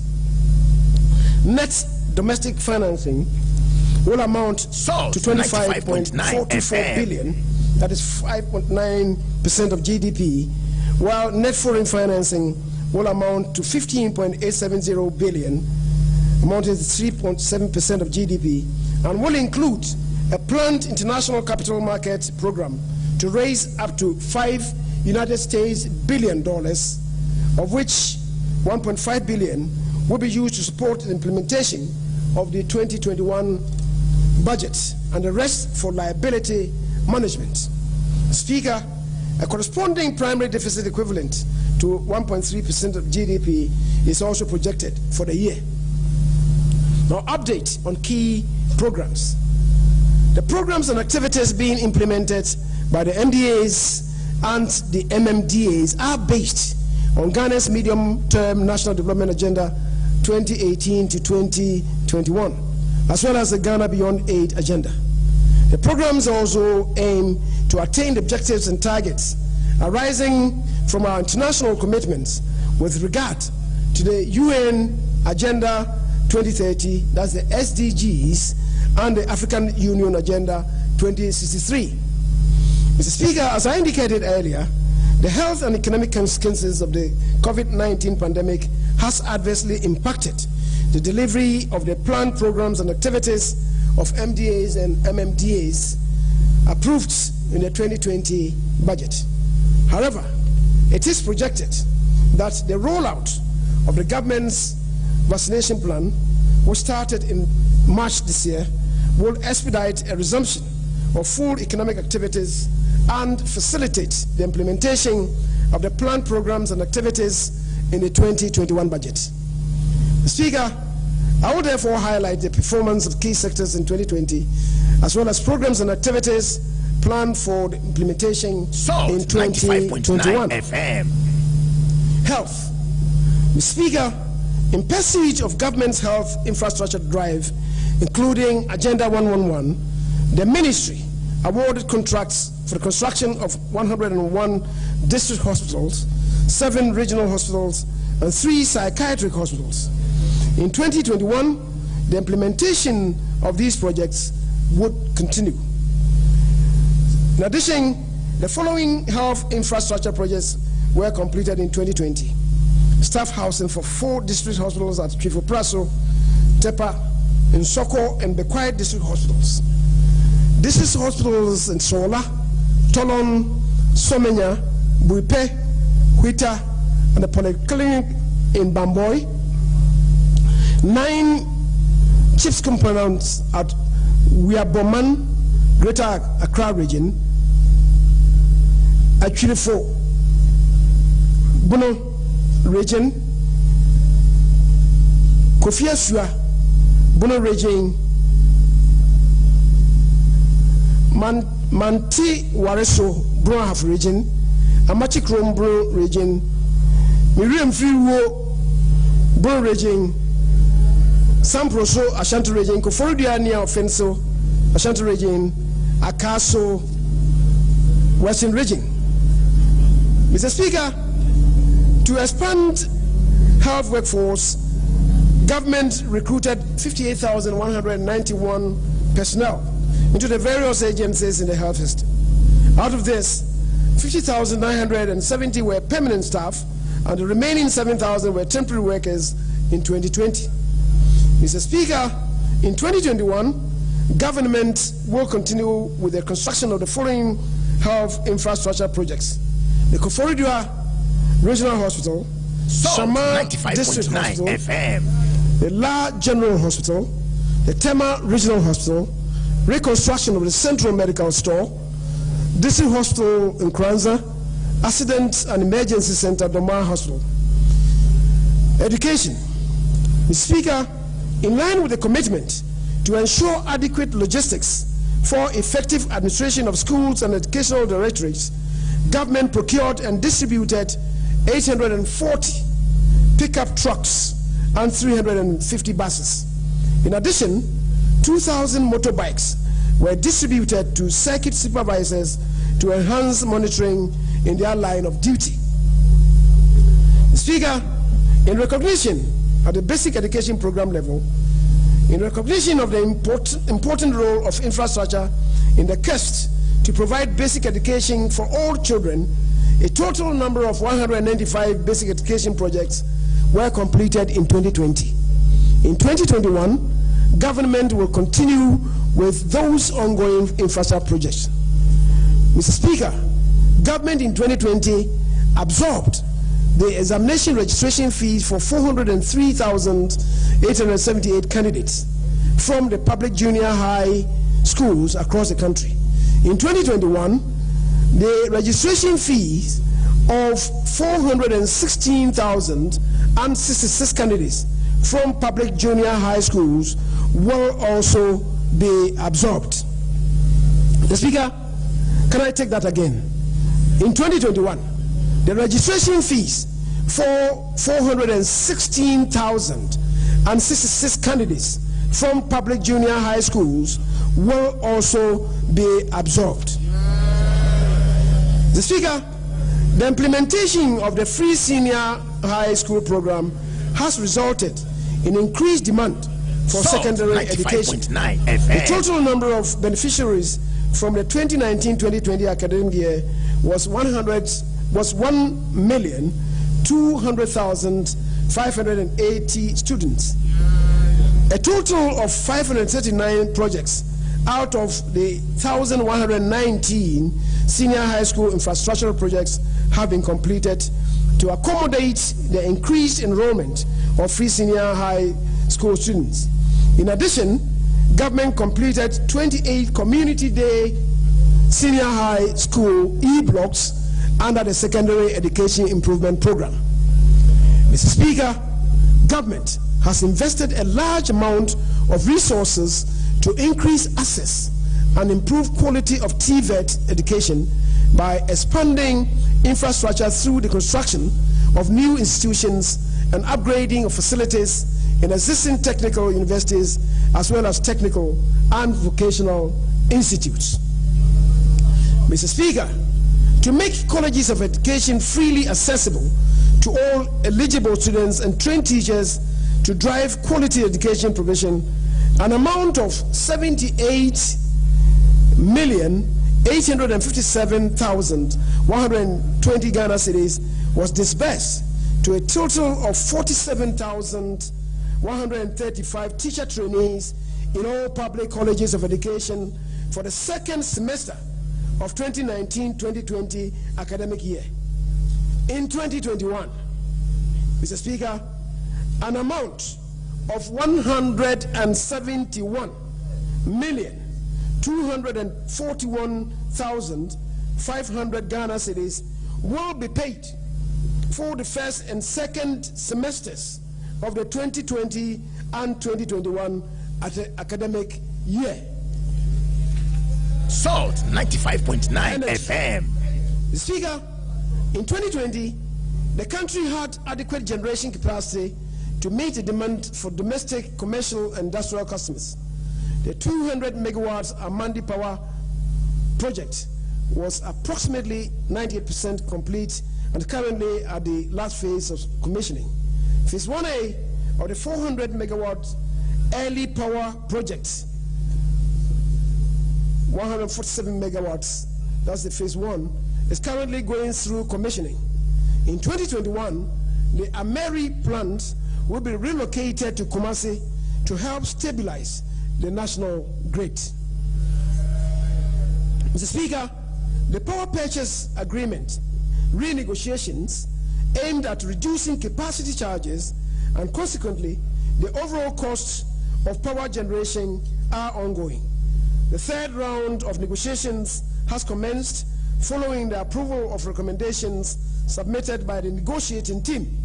Subsequently, Mr. Speaker, renegotiations were concluded with Senate Energy Limited, and discussions with AXA Energy Company Limited are nearing completion.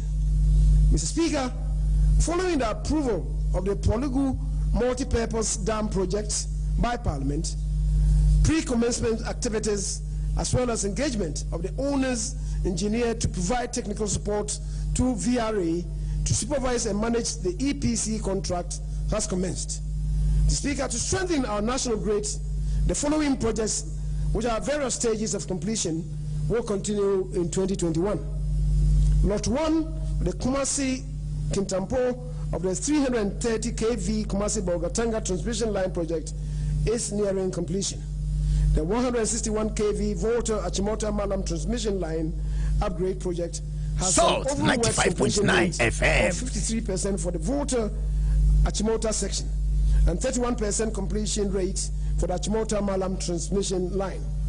Remedial works on the Abuazi Prestia 330 kV transmission line is 90% complete, and construction works of the A4BSB Pokwasi bulk supply point is 92% complete.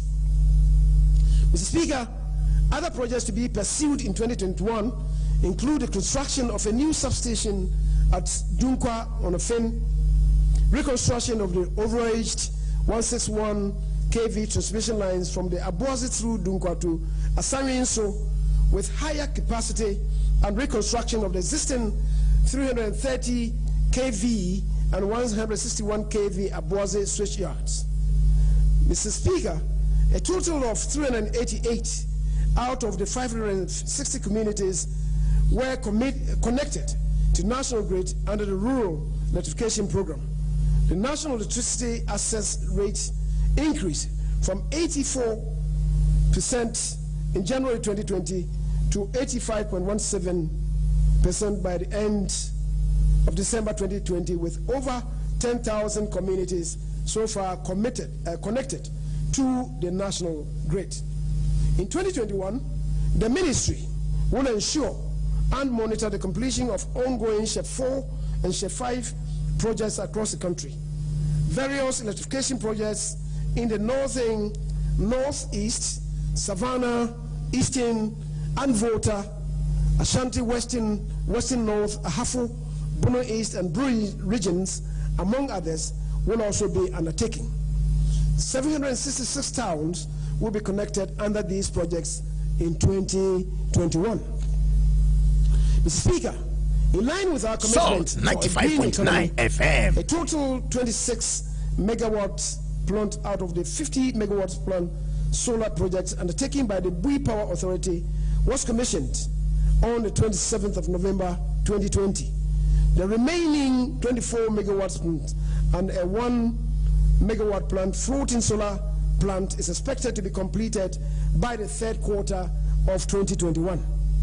Mr. Speaker, total crude oil production achieved from the 3 producing fields totaled 66.93 million barrels from January to December 2020, translating to an average daily production of 182,860.13 barrels.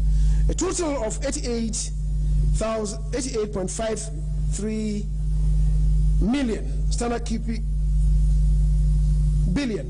cubic feet of gas, translating to average daily gas export of 2.41 SCF was delivered for power generation and non-power gas users. Mr. Speaker, in 2021, the ministry will continue the negotiation of petroleum agreements and monitor activities on the Jubilee, the TEN, and the SGN fields. The projected production from the 3 producing fields in 2021 is expected to yield a total of 57.3 million barrels of oil and 93.07 billion standard cubic feet of export gas at a daily average of 156,986 barrels of oil and 254,986.3 million standard cubic feet of gas, respectively. Salt 95.9 FM.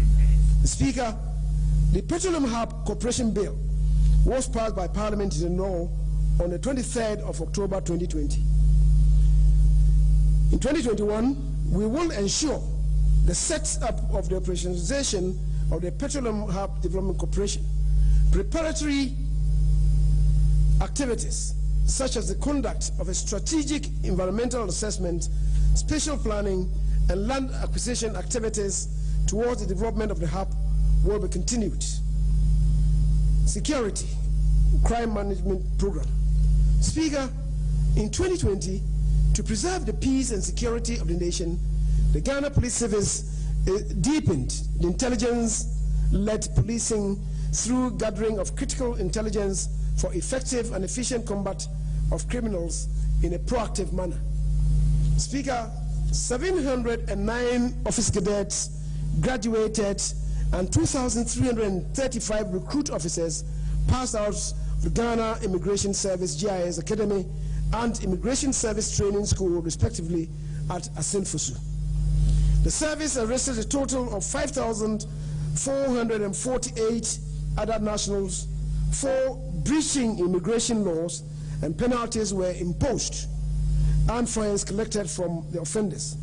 In addition, 28 of the offenders were arraigned before the law courts.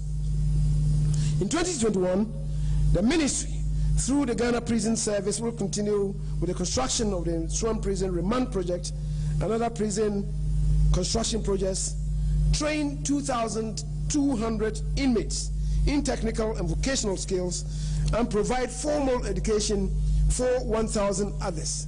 It will also build the capacity of 1,350 personnel who have recently been recruited. Mr. Speaker, Salt 95.9 FM.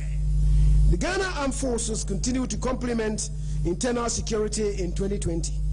It collaborated with other security services to offer assistance to civil authorities to ensure peace and security. The operations include Operation Calm Life across the entire country, Operation Sit Down, Look at the Borders. The Ghana Armed Forces assisted the Ghana Police Service, Local Government and Rural Development, and Zoom Lion Limited in Operation COVID Safety. Mr. Speaker, in 2021, the Ghana Armed Forces will continue to conduct operations aimed at law enforcement at sea and shore. At sea and ashore. These operations include the Volta Lake patrols, drug enforcement in support of the Ghana Maritime Authority and the Narcotics Control Commission. The construction of a forward operating base at Ezinlobo, Western Region, as part of the government's national strategic plan to protect the country's oil, gas, and other natural resources is 10% complete. Government also gave approval for the establishment of 12 additional forward operation bases and 3 logistics centers along the northern borders of the country, cross-border crimes, and terrorist infiltrations. Infrastructure works on the 500-bed military hospital at Afare in Kumasi is 85% complete as of December 2020. Overall completion factoring the installation of medical equipment is at 58%. The ministry in 2021 will ensure completion and use of the facility. National security.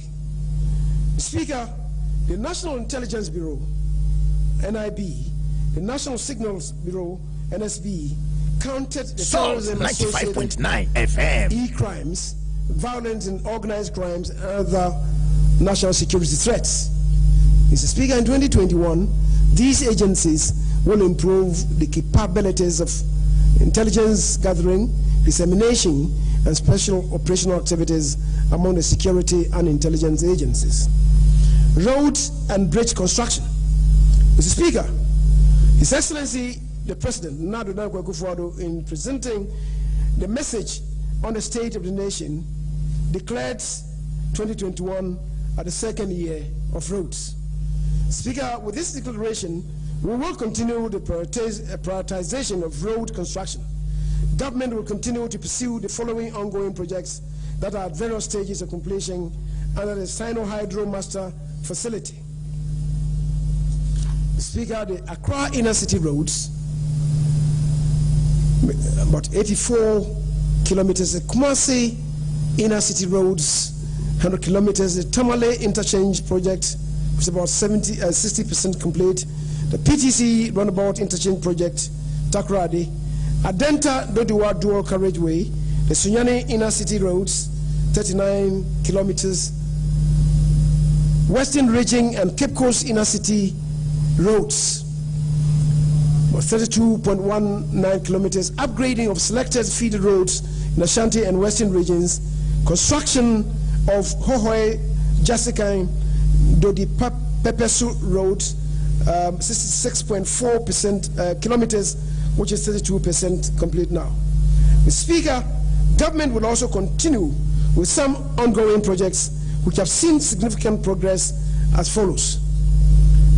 The Nsawam Apedra Road, this northbound Kwafu Krom Apedra Road, 33 kilometers, which is about 39% complete. Apedra Bunsu Road, 23 kilometers. The Bogatanga Boku Pomakum, 116 kilometers, which is 31% complete. The Nkwanta Oti Damanko Road, 50 kilometers, which is 54% complete. Oti Damanko Napanduri Road, 209 kilometers, which is 77% complete. The Berekum Saikwa Roads, 34.6% kilometers, which is 88% complete. The dualization of the whole main roads, totaling 10.5 kilometers, with 55% complete. The Teshi Link Road, 7.5 kilometers, 77%. The whole Fume Road, 18.4 kilometers, about 93% complete. The Bolga Boku, from kilometer 12 to 24.5, a stretch of 12.5 kilometers, which is about 100% complete. The Wale Wale Road, 57 kilometers, is 55% complete. Roundabout between Ajiso and Kwame Nkrumah University of Science and Technology, 87% complete. And the rehabilitation of the new Abrem of Fuasi Kuma Road, 38 kilometers, which is 15% complete. Mr. Speaker, in 2021, works are also expected to commence on the following major pipeline projects. Construction of the Dufo Adidome Asikuma Junction roads, 63.1 kilometers. Salt 95.9 FM. Asikuma, 63.1 kilometers. And the Asuchari, the Junction 39 road, and Asuchari Aveyemi, the interchanges there would also be constructed. The interchanges at Dufo, Adidome, and Asikuma Junction will also, Mr. Speaker, will be done. Construction of bridge over the Volta River at Volivo. Construction of the Swami interchange will be done.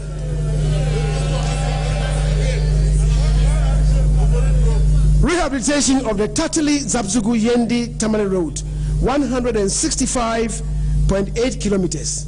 Speaker, will be undertaking. Rehabilitation of the Zabzugu Nakpali Bimbila Road, 73.6 kilometers will be done. The rehabilitation of the Dome-Kitasi Road, 19.5 kilometers. Design and construction of the Buipe, Yape, and Daboya bridges, the 3 bridges, will be constructed. Construction of the Tema Aflao Phase 1 road, 17 kilometers to be done. Construction of the Tema Akosombo Road, 64.7 kilometers. Speaker, will be done. Rehabilitation of the Asin Praso, Asin Fosu Road, Phase 2, which is 60 kilometers. Construction of the Tema Motorway, roundabout Phase 2. Supply of installation of bridges components for 50 steel bridges. Rehabilitation of the Kumasi inner city, already mentioned, 100 kilometers. Asphaltic overlay of selected streets in Accra and Tema, 100 kilometers. Rehabilitation and upgrading of selected streets in Tamale, Yendi, Nalerigu, Walewali, Gambaga, and Damongo. About 100 kilometers of these will be done.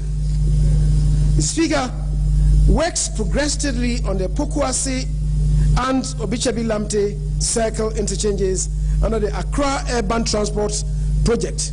Work is expected to be completed on these projects by the end of 2021. Works are ongoing on the construction of 7 bridges in the northern region. These are located in Kulun, Garu, Ambalara, Kulungugu, Doninga, and Sicily. Overall, fiscal progress stands at 97%. Once and all, these bridges are substantially complete. Mr. Speaker, overall progress of 5 Belgian bridges and 13 Spanish bridges are 70% and 100% respectively complete, as well as repair works carried out on the following: the Kaneshi Bridge, West End, Ashaiman Tunnel Bottom Slab, the Malam Interchange, and the Afienya Bridge. The Ministry's public-private partnership program for the financing, construction, and management of rural infrastructure is progressing steadily. 4 projects are at different stages of preparation. They include the Accra Tema Motorway PPP project, the 31.7 kilometer stretch, the Accra Cape Coast Takoradi PPP project, which involves 208 kilometers, the Accra Kumasi Expressway project, 245 kilometers, the development of the Tema arterial roads, also to come under PPP, would also be done. Mr. Speaker, food and agriculture. The ministry continued with the implementation of its successful planting for food and jobs program. In 2020, in order to mitigate the effect of COVID-19 pandemic on food production, the ministry enhanced farmers' access to production inputs and increased the plant beneficiary target of 1.2 million to 1.4 million. A total of 1,736,510 farmers benefited from subsidized fertilizers and improved seeds under the Planting for Food and Jobs program. Speaker, under the Rearing for Food and Jobs program, the ministry procured 531 improved breeds of small ruminants, pigs and poultry for distribution to farmers. The Speaker, the ministry, as I said, procured 531,000 improved breeds of small ruminants, pigs and poultry for distribution to farmers. Not 5 chicken per farmer. Mr. Speaker, Mr. Speaker, the Ghana Irrigation Development Authority continued with the construction of various irrigation projects which are at various stages of completion. The Tamni phases 1 and 2, which is 90% and 50% respectively. The Improvement phase 2, 90% rehabilitation, modernization, and expansion and expansion of existing schemes at Tono,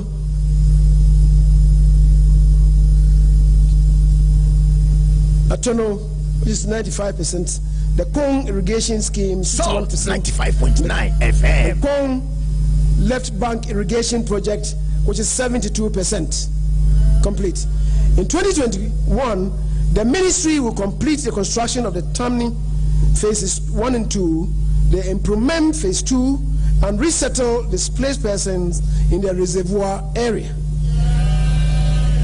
Mr. Speaker, as part of the efforts to reduce the fall army worm infestation to the barest minimum, 89,060 liters and 11,630 kilograms strategic stocks of insecticides were procured and sprayed on all affected land areas. A total of 261,147 hectares was sprayed, and the loss of about 652,867 metric tons of maize, valued at 783,440,400 Ghana cedis, was prevented by the spraying that was done on the 4 army areas. Mr. Speaker, in 2021, the ministry will procure 97,000 liters and 14,000 kilograms of insecticide for control of the 4 army worm. Cocoa production, cocoa sector, cocoa production and pricing. Speaker, the producer price of cocoa for 2020 and 2021 crop year was increased by 28% from 8,240 per ton, Ghana cedi per ton, to 10,560 Ghana cedis per ton. Cocoa Boss crop review for 2020 and 2021 year Salt 95.9 FM figure of 896,000 metric tons.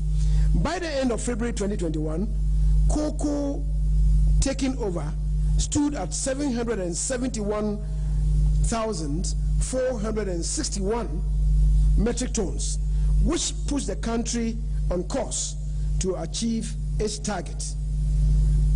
Mr. Speaker, gender, children, and social protection. The Ghana School Feeding Program provided 1 hot, nutritious meal per school day for children in basic schools. A total of 2,980,000 pupils in 8,683 basic schools benefited from the program in 2020. This will continue in 2021. Mr. Speaker, the LEAP program made payments to 335,013 households, benefiting 1,451,747 individuals nationwide in 2020, demonstrating government's care for its citizens. In 2020, the ministry will validate data to scale up the beneficiary households from 335,013 to 350,000 households. Judicial service. The Speaker, in 2020, the following courts: Garu District Court, Bongo District Court, Soutuam District Court, Mansour Dubia District Court, Amasaman High Court, were commissioned and automated with direct transmission systems, which allows for real-time production Salt 95.9 FM court sittings. Mr. Speaker, government will commence the construction of a multi-purpose judicial training institute in Accra in 2021. Additionally, the Mankasim Court Complex in the Infantiman municipality, as well as the High Court Udumasi Krobo in the Lower Manya Krobo municipality, will be opened in 2021. Parliamentary business. Mr. Speaker, In 2020, 49 out of the 60 bills presented were passed into law. During the same period, 36 instruments laid before the House entered into force. The House also admitted 40 statements, while 42 parliamentary questions were asked and responded to by ministers. The Speaker, Parliament will continue to discharge its constitutional obligations through the performance of its representation, legislative, financial oversight, and deliberative functions. These functions, among others, entail considering various bills and legislative instruments, ratifying loans, and other international agreements presented to the House. In 2021, to enhance the efficiency of Parliament in discharging its constitutional oversight obligations on a transformative agenda of government, a number of initiatives will be continued. These include the e-Parliament project, the Table Office Management Information Systems, Geographic Information Systems, and the Budget and Fiscal Analysis Office. Mr. Speaker, it is expected that enough provision would also be made for the recruitment of research assistants for the 275 members of Parliament. Salt 95.9 FM. Transport. Government continued its program of modernization of the country's seaports to position them as a leading container hub within the West African sub-region.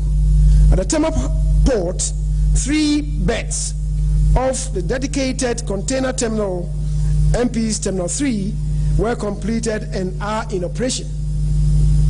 The remaining berths has progressed ahead of schedule and is expected to be completed in 2021. At the Takoradi port, the development of a container and multi-purpose terminal by Ibistec Limited, a wholly owned Ghanaian company, is progressing steadily.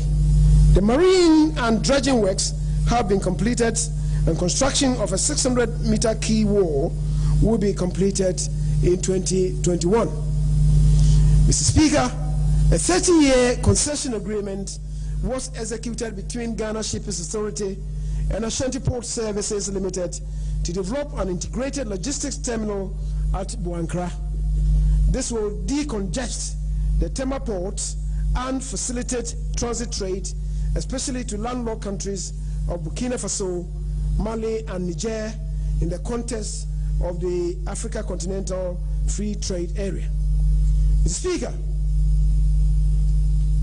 to ensure safe launching and landing of artisanal fishing, as well as create and maintain hygienic environment and create job opportunities within the fishing communities, a total of 9 landing sites selected for development are at various stages of completion.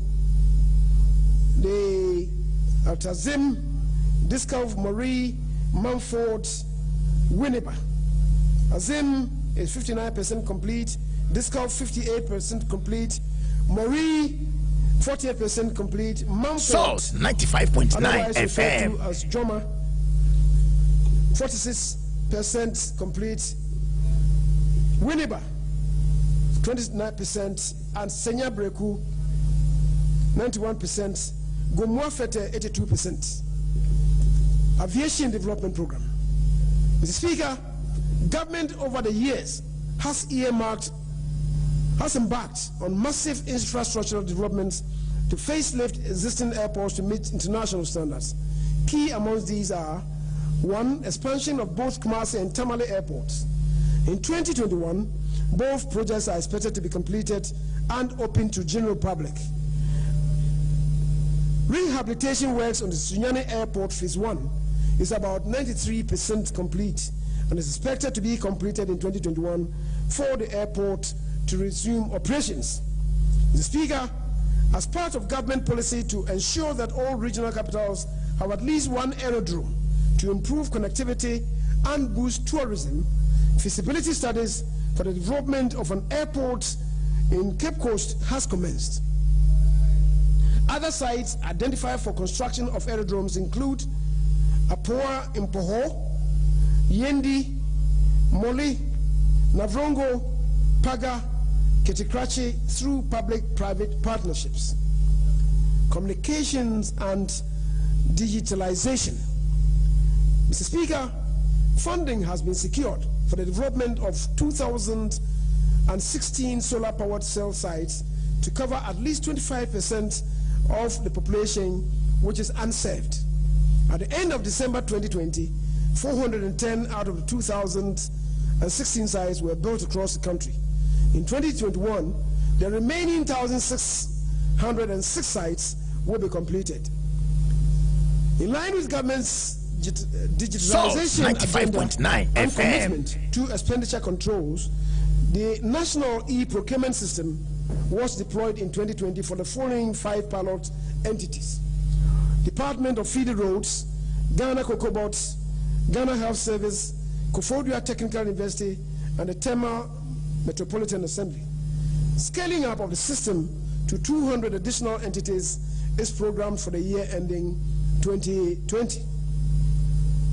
Local governance, decentralization, and rural development. Mr. Speaker, using the District Assembly's performance assessment tool, an amount of 185,931,850 Ghana cedis was transferred to qualifying MMDAs as investment grant allocation to support the implementation of respective 2020 annual action plans and budget. In 2021, the ministry will conduct a performance assessment using DPAT for 260 assemblies based on 2019 financial year performance. Mr. Speaker, the Ministry of Local Government, Decentralization and Rural Development through the Department of Community Development is promoting the Alternative Livelihood Program in 18 illegal mining affected districts. In 2021, the Department of Community Development will retool and upgrade 2 CDVTIs to provide technical and vocational training to 5,000 youth, provide alternative livelihood skills training for 1,250 persons to address the challenges of illegal mining activities, and to train 600 social workforce in child and family welfare issues. Speaker, collaboration with faith-based 95.9 FM. Under our social partnership model to broaden the dialogue for development, government regularly engages the faith-based organizations on various national issues, and they remain a key partner in revitalizing the economy under the 100 billion Ghana City Ghana Cares program. In 2020, the faith-based organizations were instrumental in the fight against COVID-19 in various ways, supporting national readiness, complementing health service delivery through the Christian Health Association of Ghana, managing the distribution of government's dry food packages to vulnerable households during the lockdown period, providing counseling services, providing skills and entrepreneurial training for the youth, and augmenting public sensitization and awareness campaigns. Mr. Speaker, in 2021, the faith-based organizations will continue to fulfill their vital roles within government, within the Ghanaian society, and government affirms its support to the formal collaboration as a permanent component of our nation's governance. The National Cathedral of Ghana. Mr. Speaker, the National Cathedral of Ghana, which will provide an interdenominational sacred space for the nation, remains a national priority.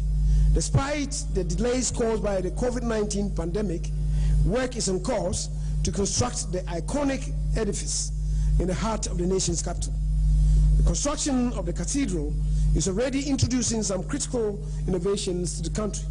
As part of the construction, over 200 trees on the site of the cathedral, some of which are nearly 100 years, have been relocated to a temporary site by the Department of Parks and Gardens.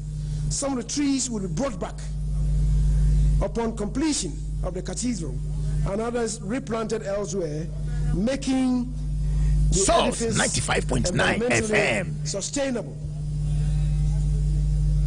setting the stage for the rollout of new initiatives and reforms. Speaker, we will implement new initiatives and additional reforms across several sectors of the economy in order to enhance further the quality of life of Ghanaians, to support domestic entrepreneurs and businesses, and to deepen access to public services. In pursuit of this, we will begin preparations for the rapid deployment of under-listed initiatives and reforms in 2021. 1. The National Equipment Leasing Policy. Speaker, in 2021, government will formulate a national equipment leasing policy to cover medical equipment, vehicles, photocopiers, printers, and scanners, among others, as part of measures to more efficiently manage our capital expenditure budget. Transport sector recapitalization project.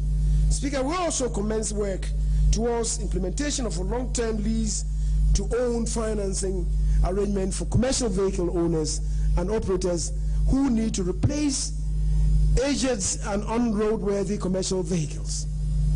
Mr. Speaker, this indeed is a good initiative, and if I may repeat it, Mr. Speaker, we will commence work towards the implementation of a long-term lease-to-own financing arrangement for commercial vehicle owners and operators who need to replace aged and unroadworthy commercial vehicles.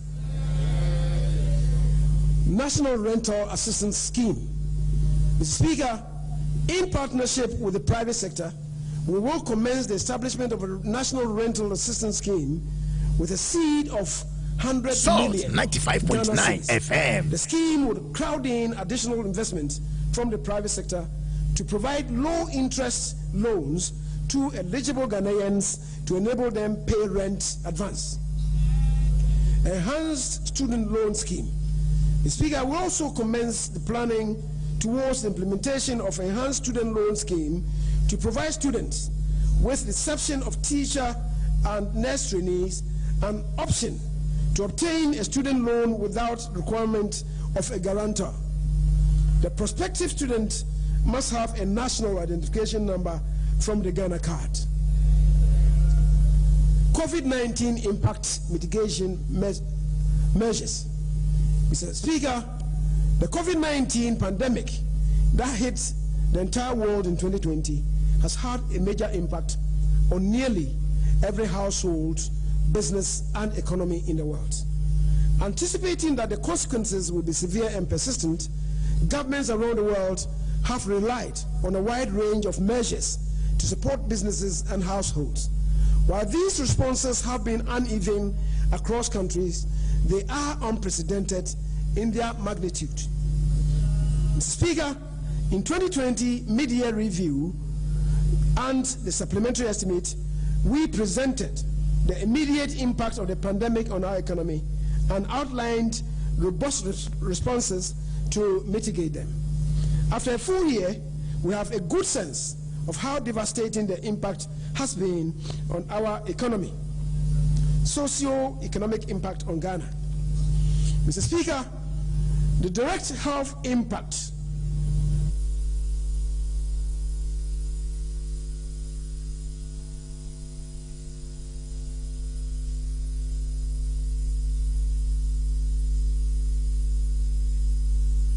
Salt 95.9 FM.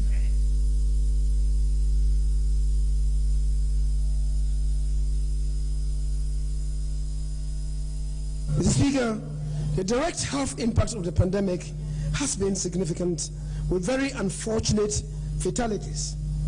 Infections rose from a weekly average of 11 persons in the last week of March to a peak of 781 infections in the last week of July 2020.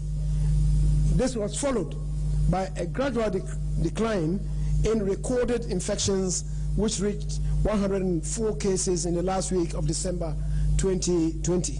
However, a new wave of infections saw average weekly infections rise from 99 in the first week of January 2021 to 880 by the week of 5th February 2021. Fortunately, Mr. Speaker, we are seeing a steady decline on weekly average infections, which stood at 379 by the week of 5th March 2021. Mr. Speaker, compared to many countries, Ghana has been rather successful in managing the COVID-19 outbreak. This success stems from the swift, proactive, and bold response from government, and of course with the collaboration of the health care workers. Speaker, economic impact of the pandemic. The impact of this pandemic has been severe. The COVID-19 struck at a time the economy was firmly on the path of fiscal consolidation. The initial restrictions implemented contained the virus and impacted the economy extensively. In addition, the households and businesses, key sectors such as hotel and hospitality industry, trade and industry, Salt 95.9 FM, manufacturing, real estate, financial as well as education sectors have been negatively impacted. Speaker, the COVID-19 Business Tracker Survey, jointly published by the Ghana Statistical Service, the United Nations Development Programme, and the World Bank, suggests that about 770,000 workers, nearly 26% of the total workforce, had their wages reduced, and about 42,000 employees were laid off during the partial lockdown last year. The pandemic also led to the reduction in working hours for close to 700,000 workers. Mr. Speaker, transport workers, drivers, and conductors of trotros were particularly vulnerable as they work under informal settings and do not have access to social safety nets. Formal operators also suffered serious financial constraints. Government in 2020 spent 36,552,789 Ghana cedis as operations and payroll support to Metro Mass Transit from March to December 2020, and supported the Intercity STC with an amount of 6,338,232.77 Ghana cedis as of January 2021. Mr. Speaker, COVID-19 has led to disruption in corporate and general business confidence and affected projected revenues, profitability, liquidity, and corporate growth. State-owned enterprises, most of whom were severely impacted by this pandemic, are expected to underperform. Government's mitigating measures to the pandemic, health and health-related response. Mr. Speaker, government's initial response to the health impacts of this pandemic Salt 95.9 FM, National COVID-19 Emergency Preparedness and Response Plan. The plan helped to manage and contain the spread of the virus, as well as strengthen the national capacity for surveillance, diagnosis, and case management. Inspired by the significant successes from the implementation of the EPRP and considering the lasting impact of the pandemic within the medium term, government has prepared and rolled out a more holistic plan dubbed the National Strategic COVID-19 Response Plan, July 2020 to December 2024, NSCRP. Mr. Speaker, the NSCRP focuses on better case containment and management. It prioritizes timely releases of test results, sustains funding of isolation and quarantine facilities. This plan has helped to improve coordination among actors, enhance motivation of health personnel, and ensured continued provision of equipment and logistics, including PPEs. Economic and social measures. Speaker, government implemented the coronavirus alleviation program to address the socio-economic impact of this pandemic on households and businesses.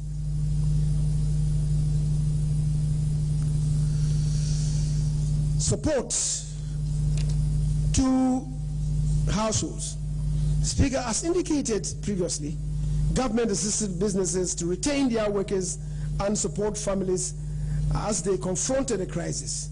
Government substantially subsidized the cost of electricity and water services from April to the end December 2020 and provided food rations Salt 95.9 FM during the partial lockdown. Mr. Speaker,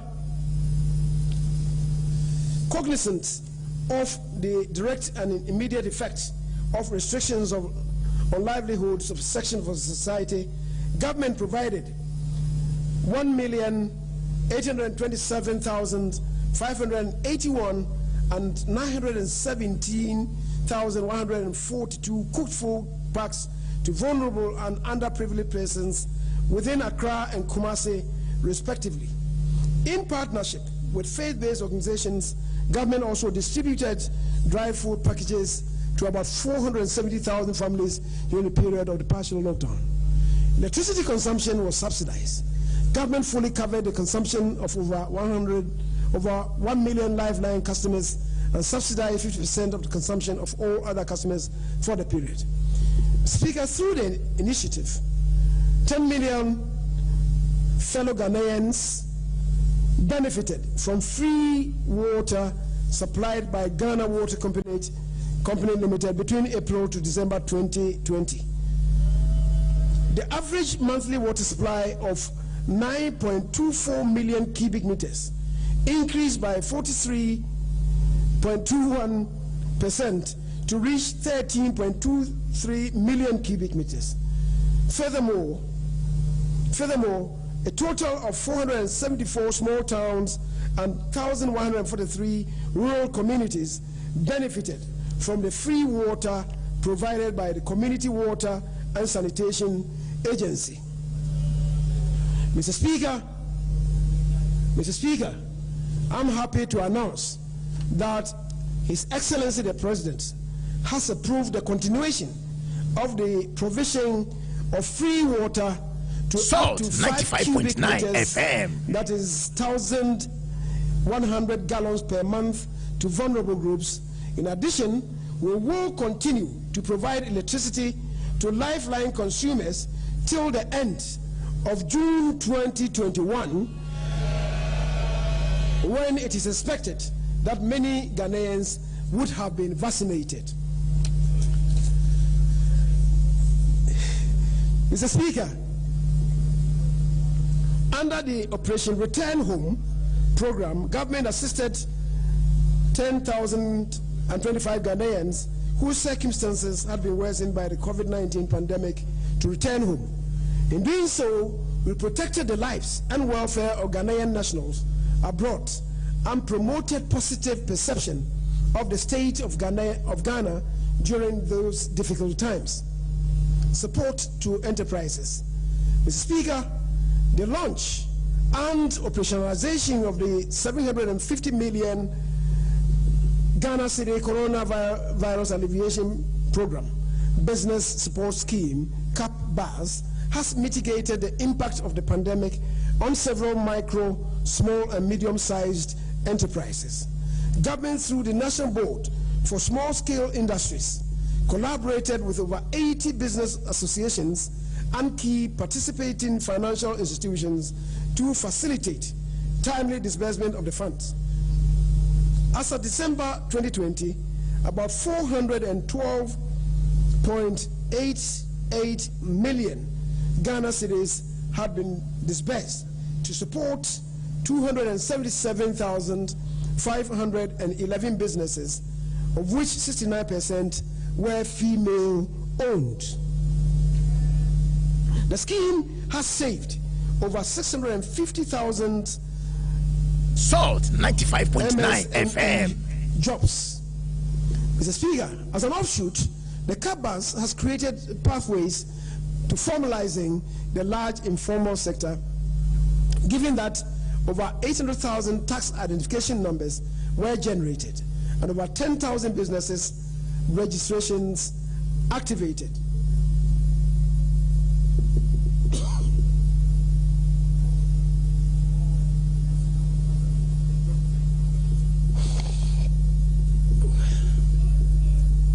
Mr. Speaker, in the financial sector, the policy and regulatory measures rolled out by the Bank of Ghana including the provision of 7 billion Ghana cedi worth of support to borrowers between March and June 2020, enhanced liquidity in the banking sector, preserved capital buffers, and offered relief to customers. These measures also enabled banks and specialized deposit-taking institutions to provide support to critical sectors of the economy to mitigate the adverse impact of the pandemic. The Speaker, educational measures. In relation to the education sector, government employed a strategic, controlled, progressive, and safe easing of restrictions to prioritize the well-being of our children. The reopening of schools in January 2021 was preceded with a comprehensive sanitation program, provision of 11.5 million hand sanitizers, 25 million face masks, 62,000 Veronica buckets, 3.5 million packs of paper towels, 85,000 liquid soaps to facilitate the safe return of students to schools. Considering the special needs of our kindergarten pupils, arrangements were made to provide 100,000 electronic sanitizer dispensers, 404,000 gallons of sanitizers, and 30,000 thermometer guns for kindergartens. National Trust Fund, the COVID-19 National Trust Fund. Speaker, to leverage other resources to fight the pandemic, government passed the COVID-19 National Trust Fund Act 2020, Act 1013 in April 2020 to establish the fund. As of 31st December 2020, the fund had mobilized 57,134,093 Ghana cedis, of which 45,218,313 Ghana cedis have been utilized. These resources complemented government's effort in providing PPEs and medical supplies to COVID-19 selected institutions, distribution of food items to the aged, the vulnerable, and needy persons, providing vehicles to selected treatment centers, the National Public Health and Reference Laboratories, testing centers, and COVID-19 Central Care Management Team. It also supported the construction of the National Infectious Disease Center, COVID-19 Private Sector Fund. The Speaker, being together in this adversity, the private sector in Ghana swiftly organized and complemented government's efforts towards fighting the pandemic.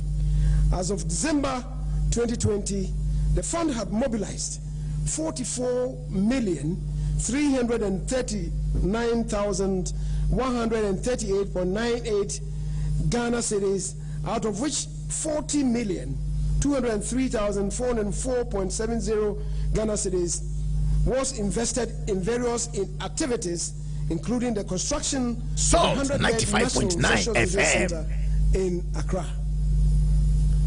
Ghana Cares Obatampa program. Mr. Speaker, government strategy to build back stronger is contained in the Ghana COVID-19 alleviation and revitalization of enterprises support Ghana Cares Obatampa program, which was launched on the 18th of November 2020.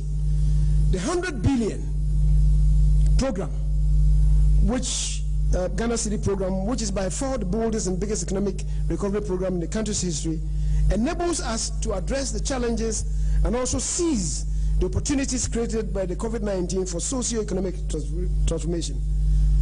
The Obatampa program will, over the next 3 years, transform, revitalize, and modernize our economy and return it to the highest standard, high and sustained growth.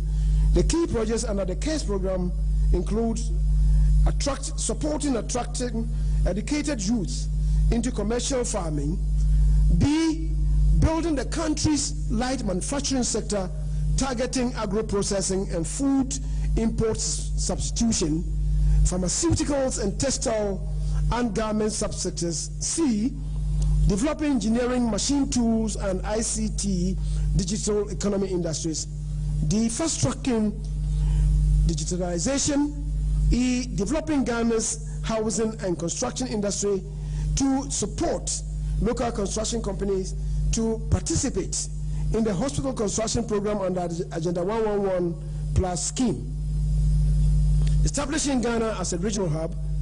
G, reviewing and optimizing the implementation of government flagship and key programs.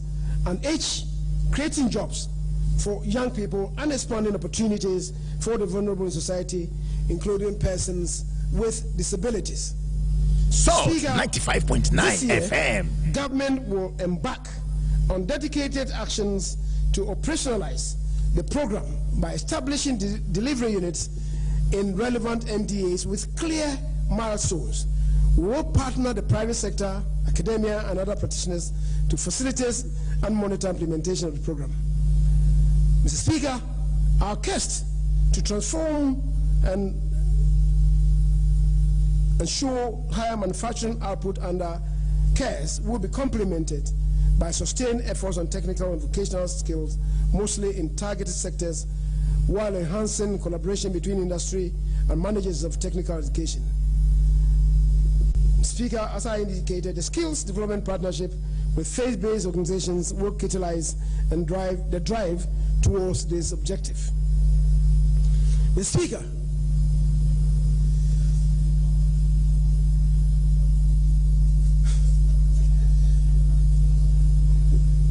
conclusion. Mr. Speaker, and I know my colleague, the recycled leader of the House, the Honorable Cletus Abuka, who is sitting down, is even much more tired than I am.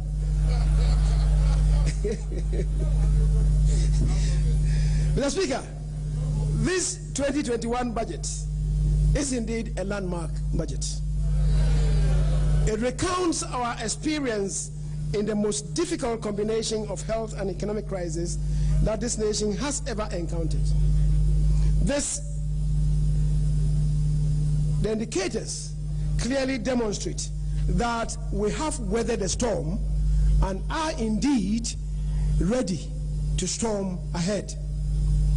This has been accomplished through the decisive leadership of His Excellency Nana Dankwa Akufo-Addo, the strong partnership with Parliament, FM. the cooperation with our faith-based organizations, our social partnership with organized labor and employers associations, the private sector, the healthcare workers, the security agencies, traditional leaders, civil society organizations, the media, and all Ghanaians, buttressed by the resilience we built in the first 3 years of the President's administration.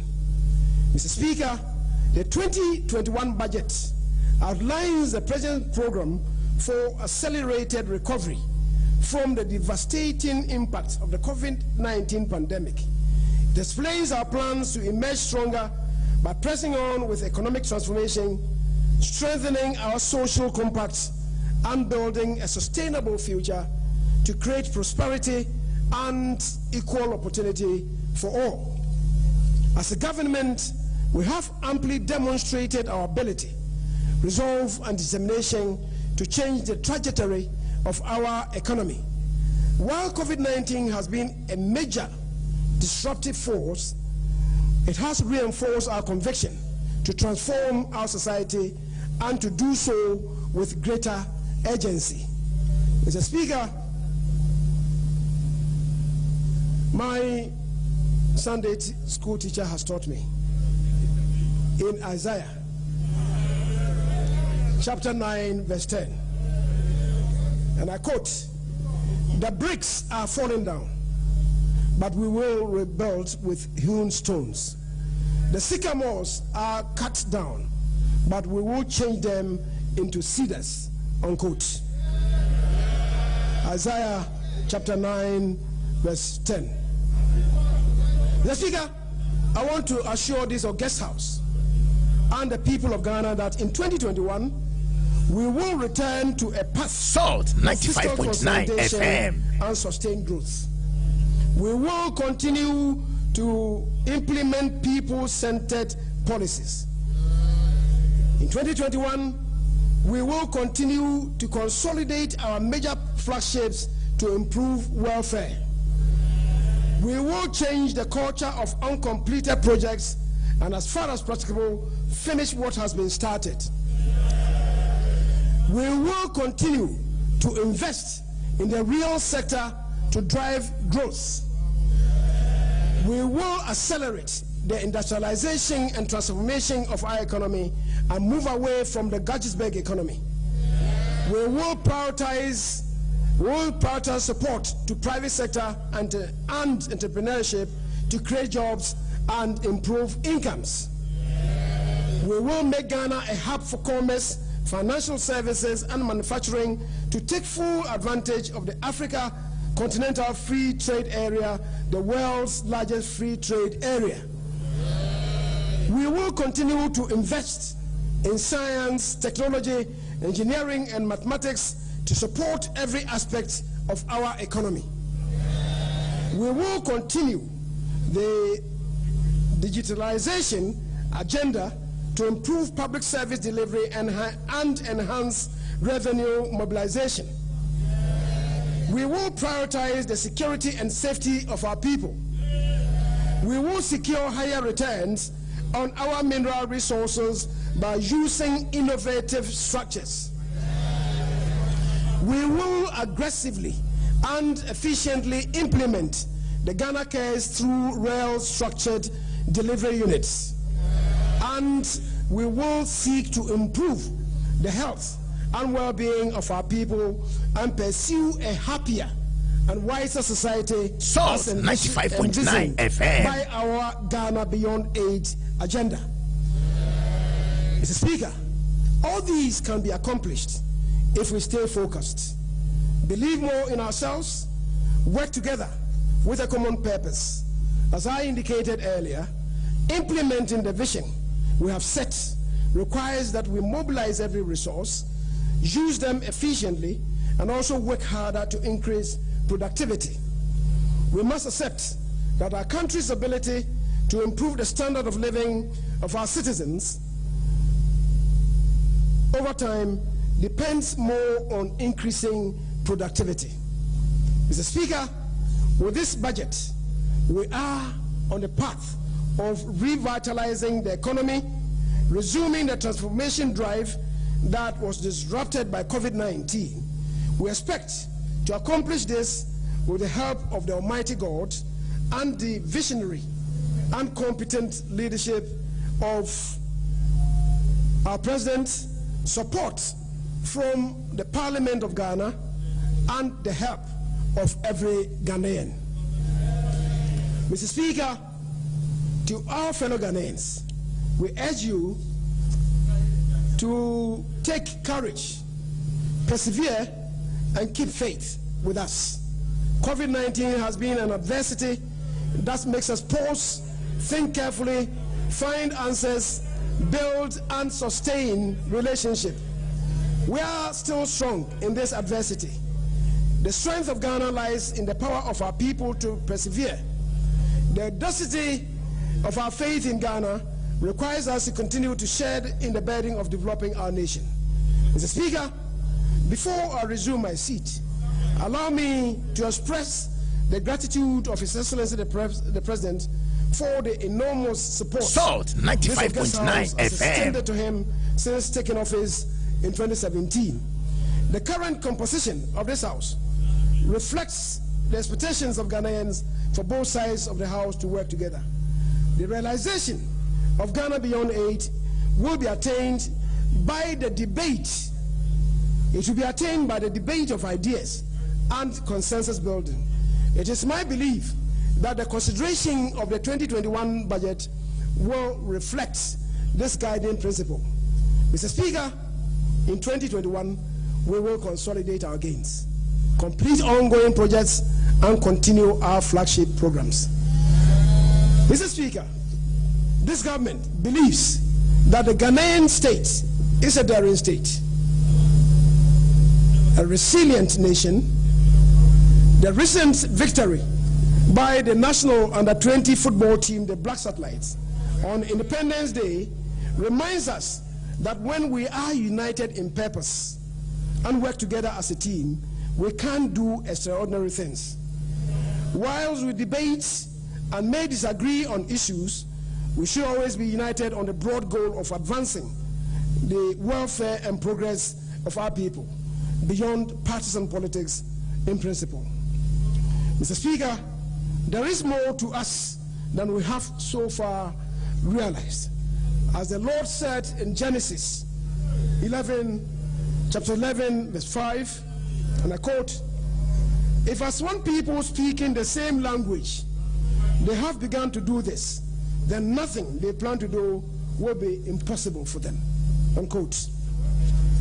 Mr. Speaker, by this unity of purpose, we will stand as one people, speaking one language of progress to unleash the energies of our people for social mobility and shared prosperity. Salt 95.9 FM to move our nation forward. Mr. Speaker,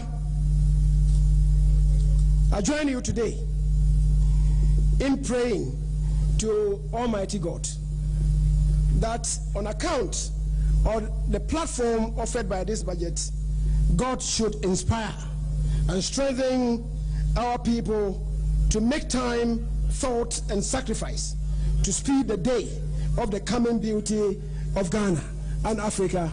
Amen. Mr. Speaker, I present to you on this momentous occasion the 1 year Wahia budget. I present to you the 1 year Wahia budget. Mr. Speaker, I beg to move.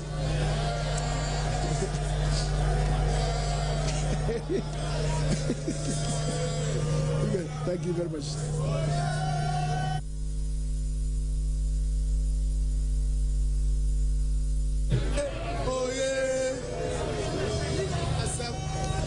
Honorable members, be seated, be seated.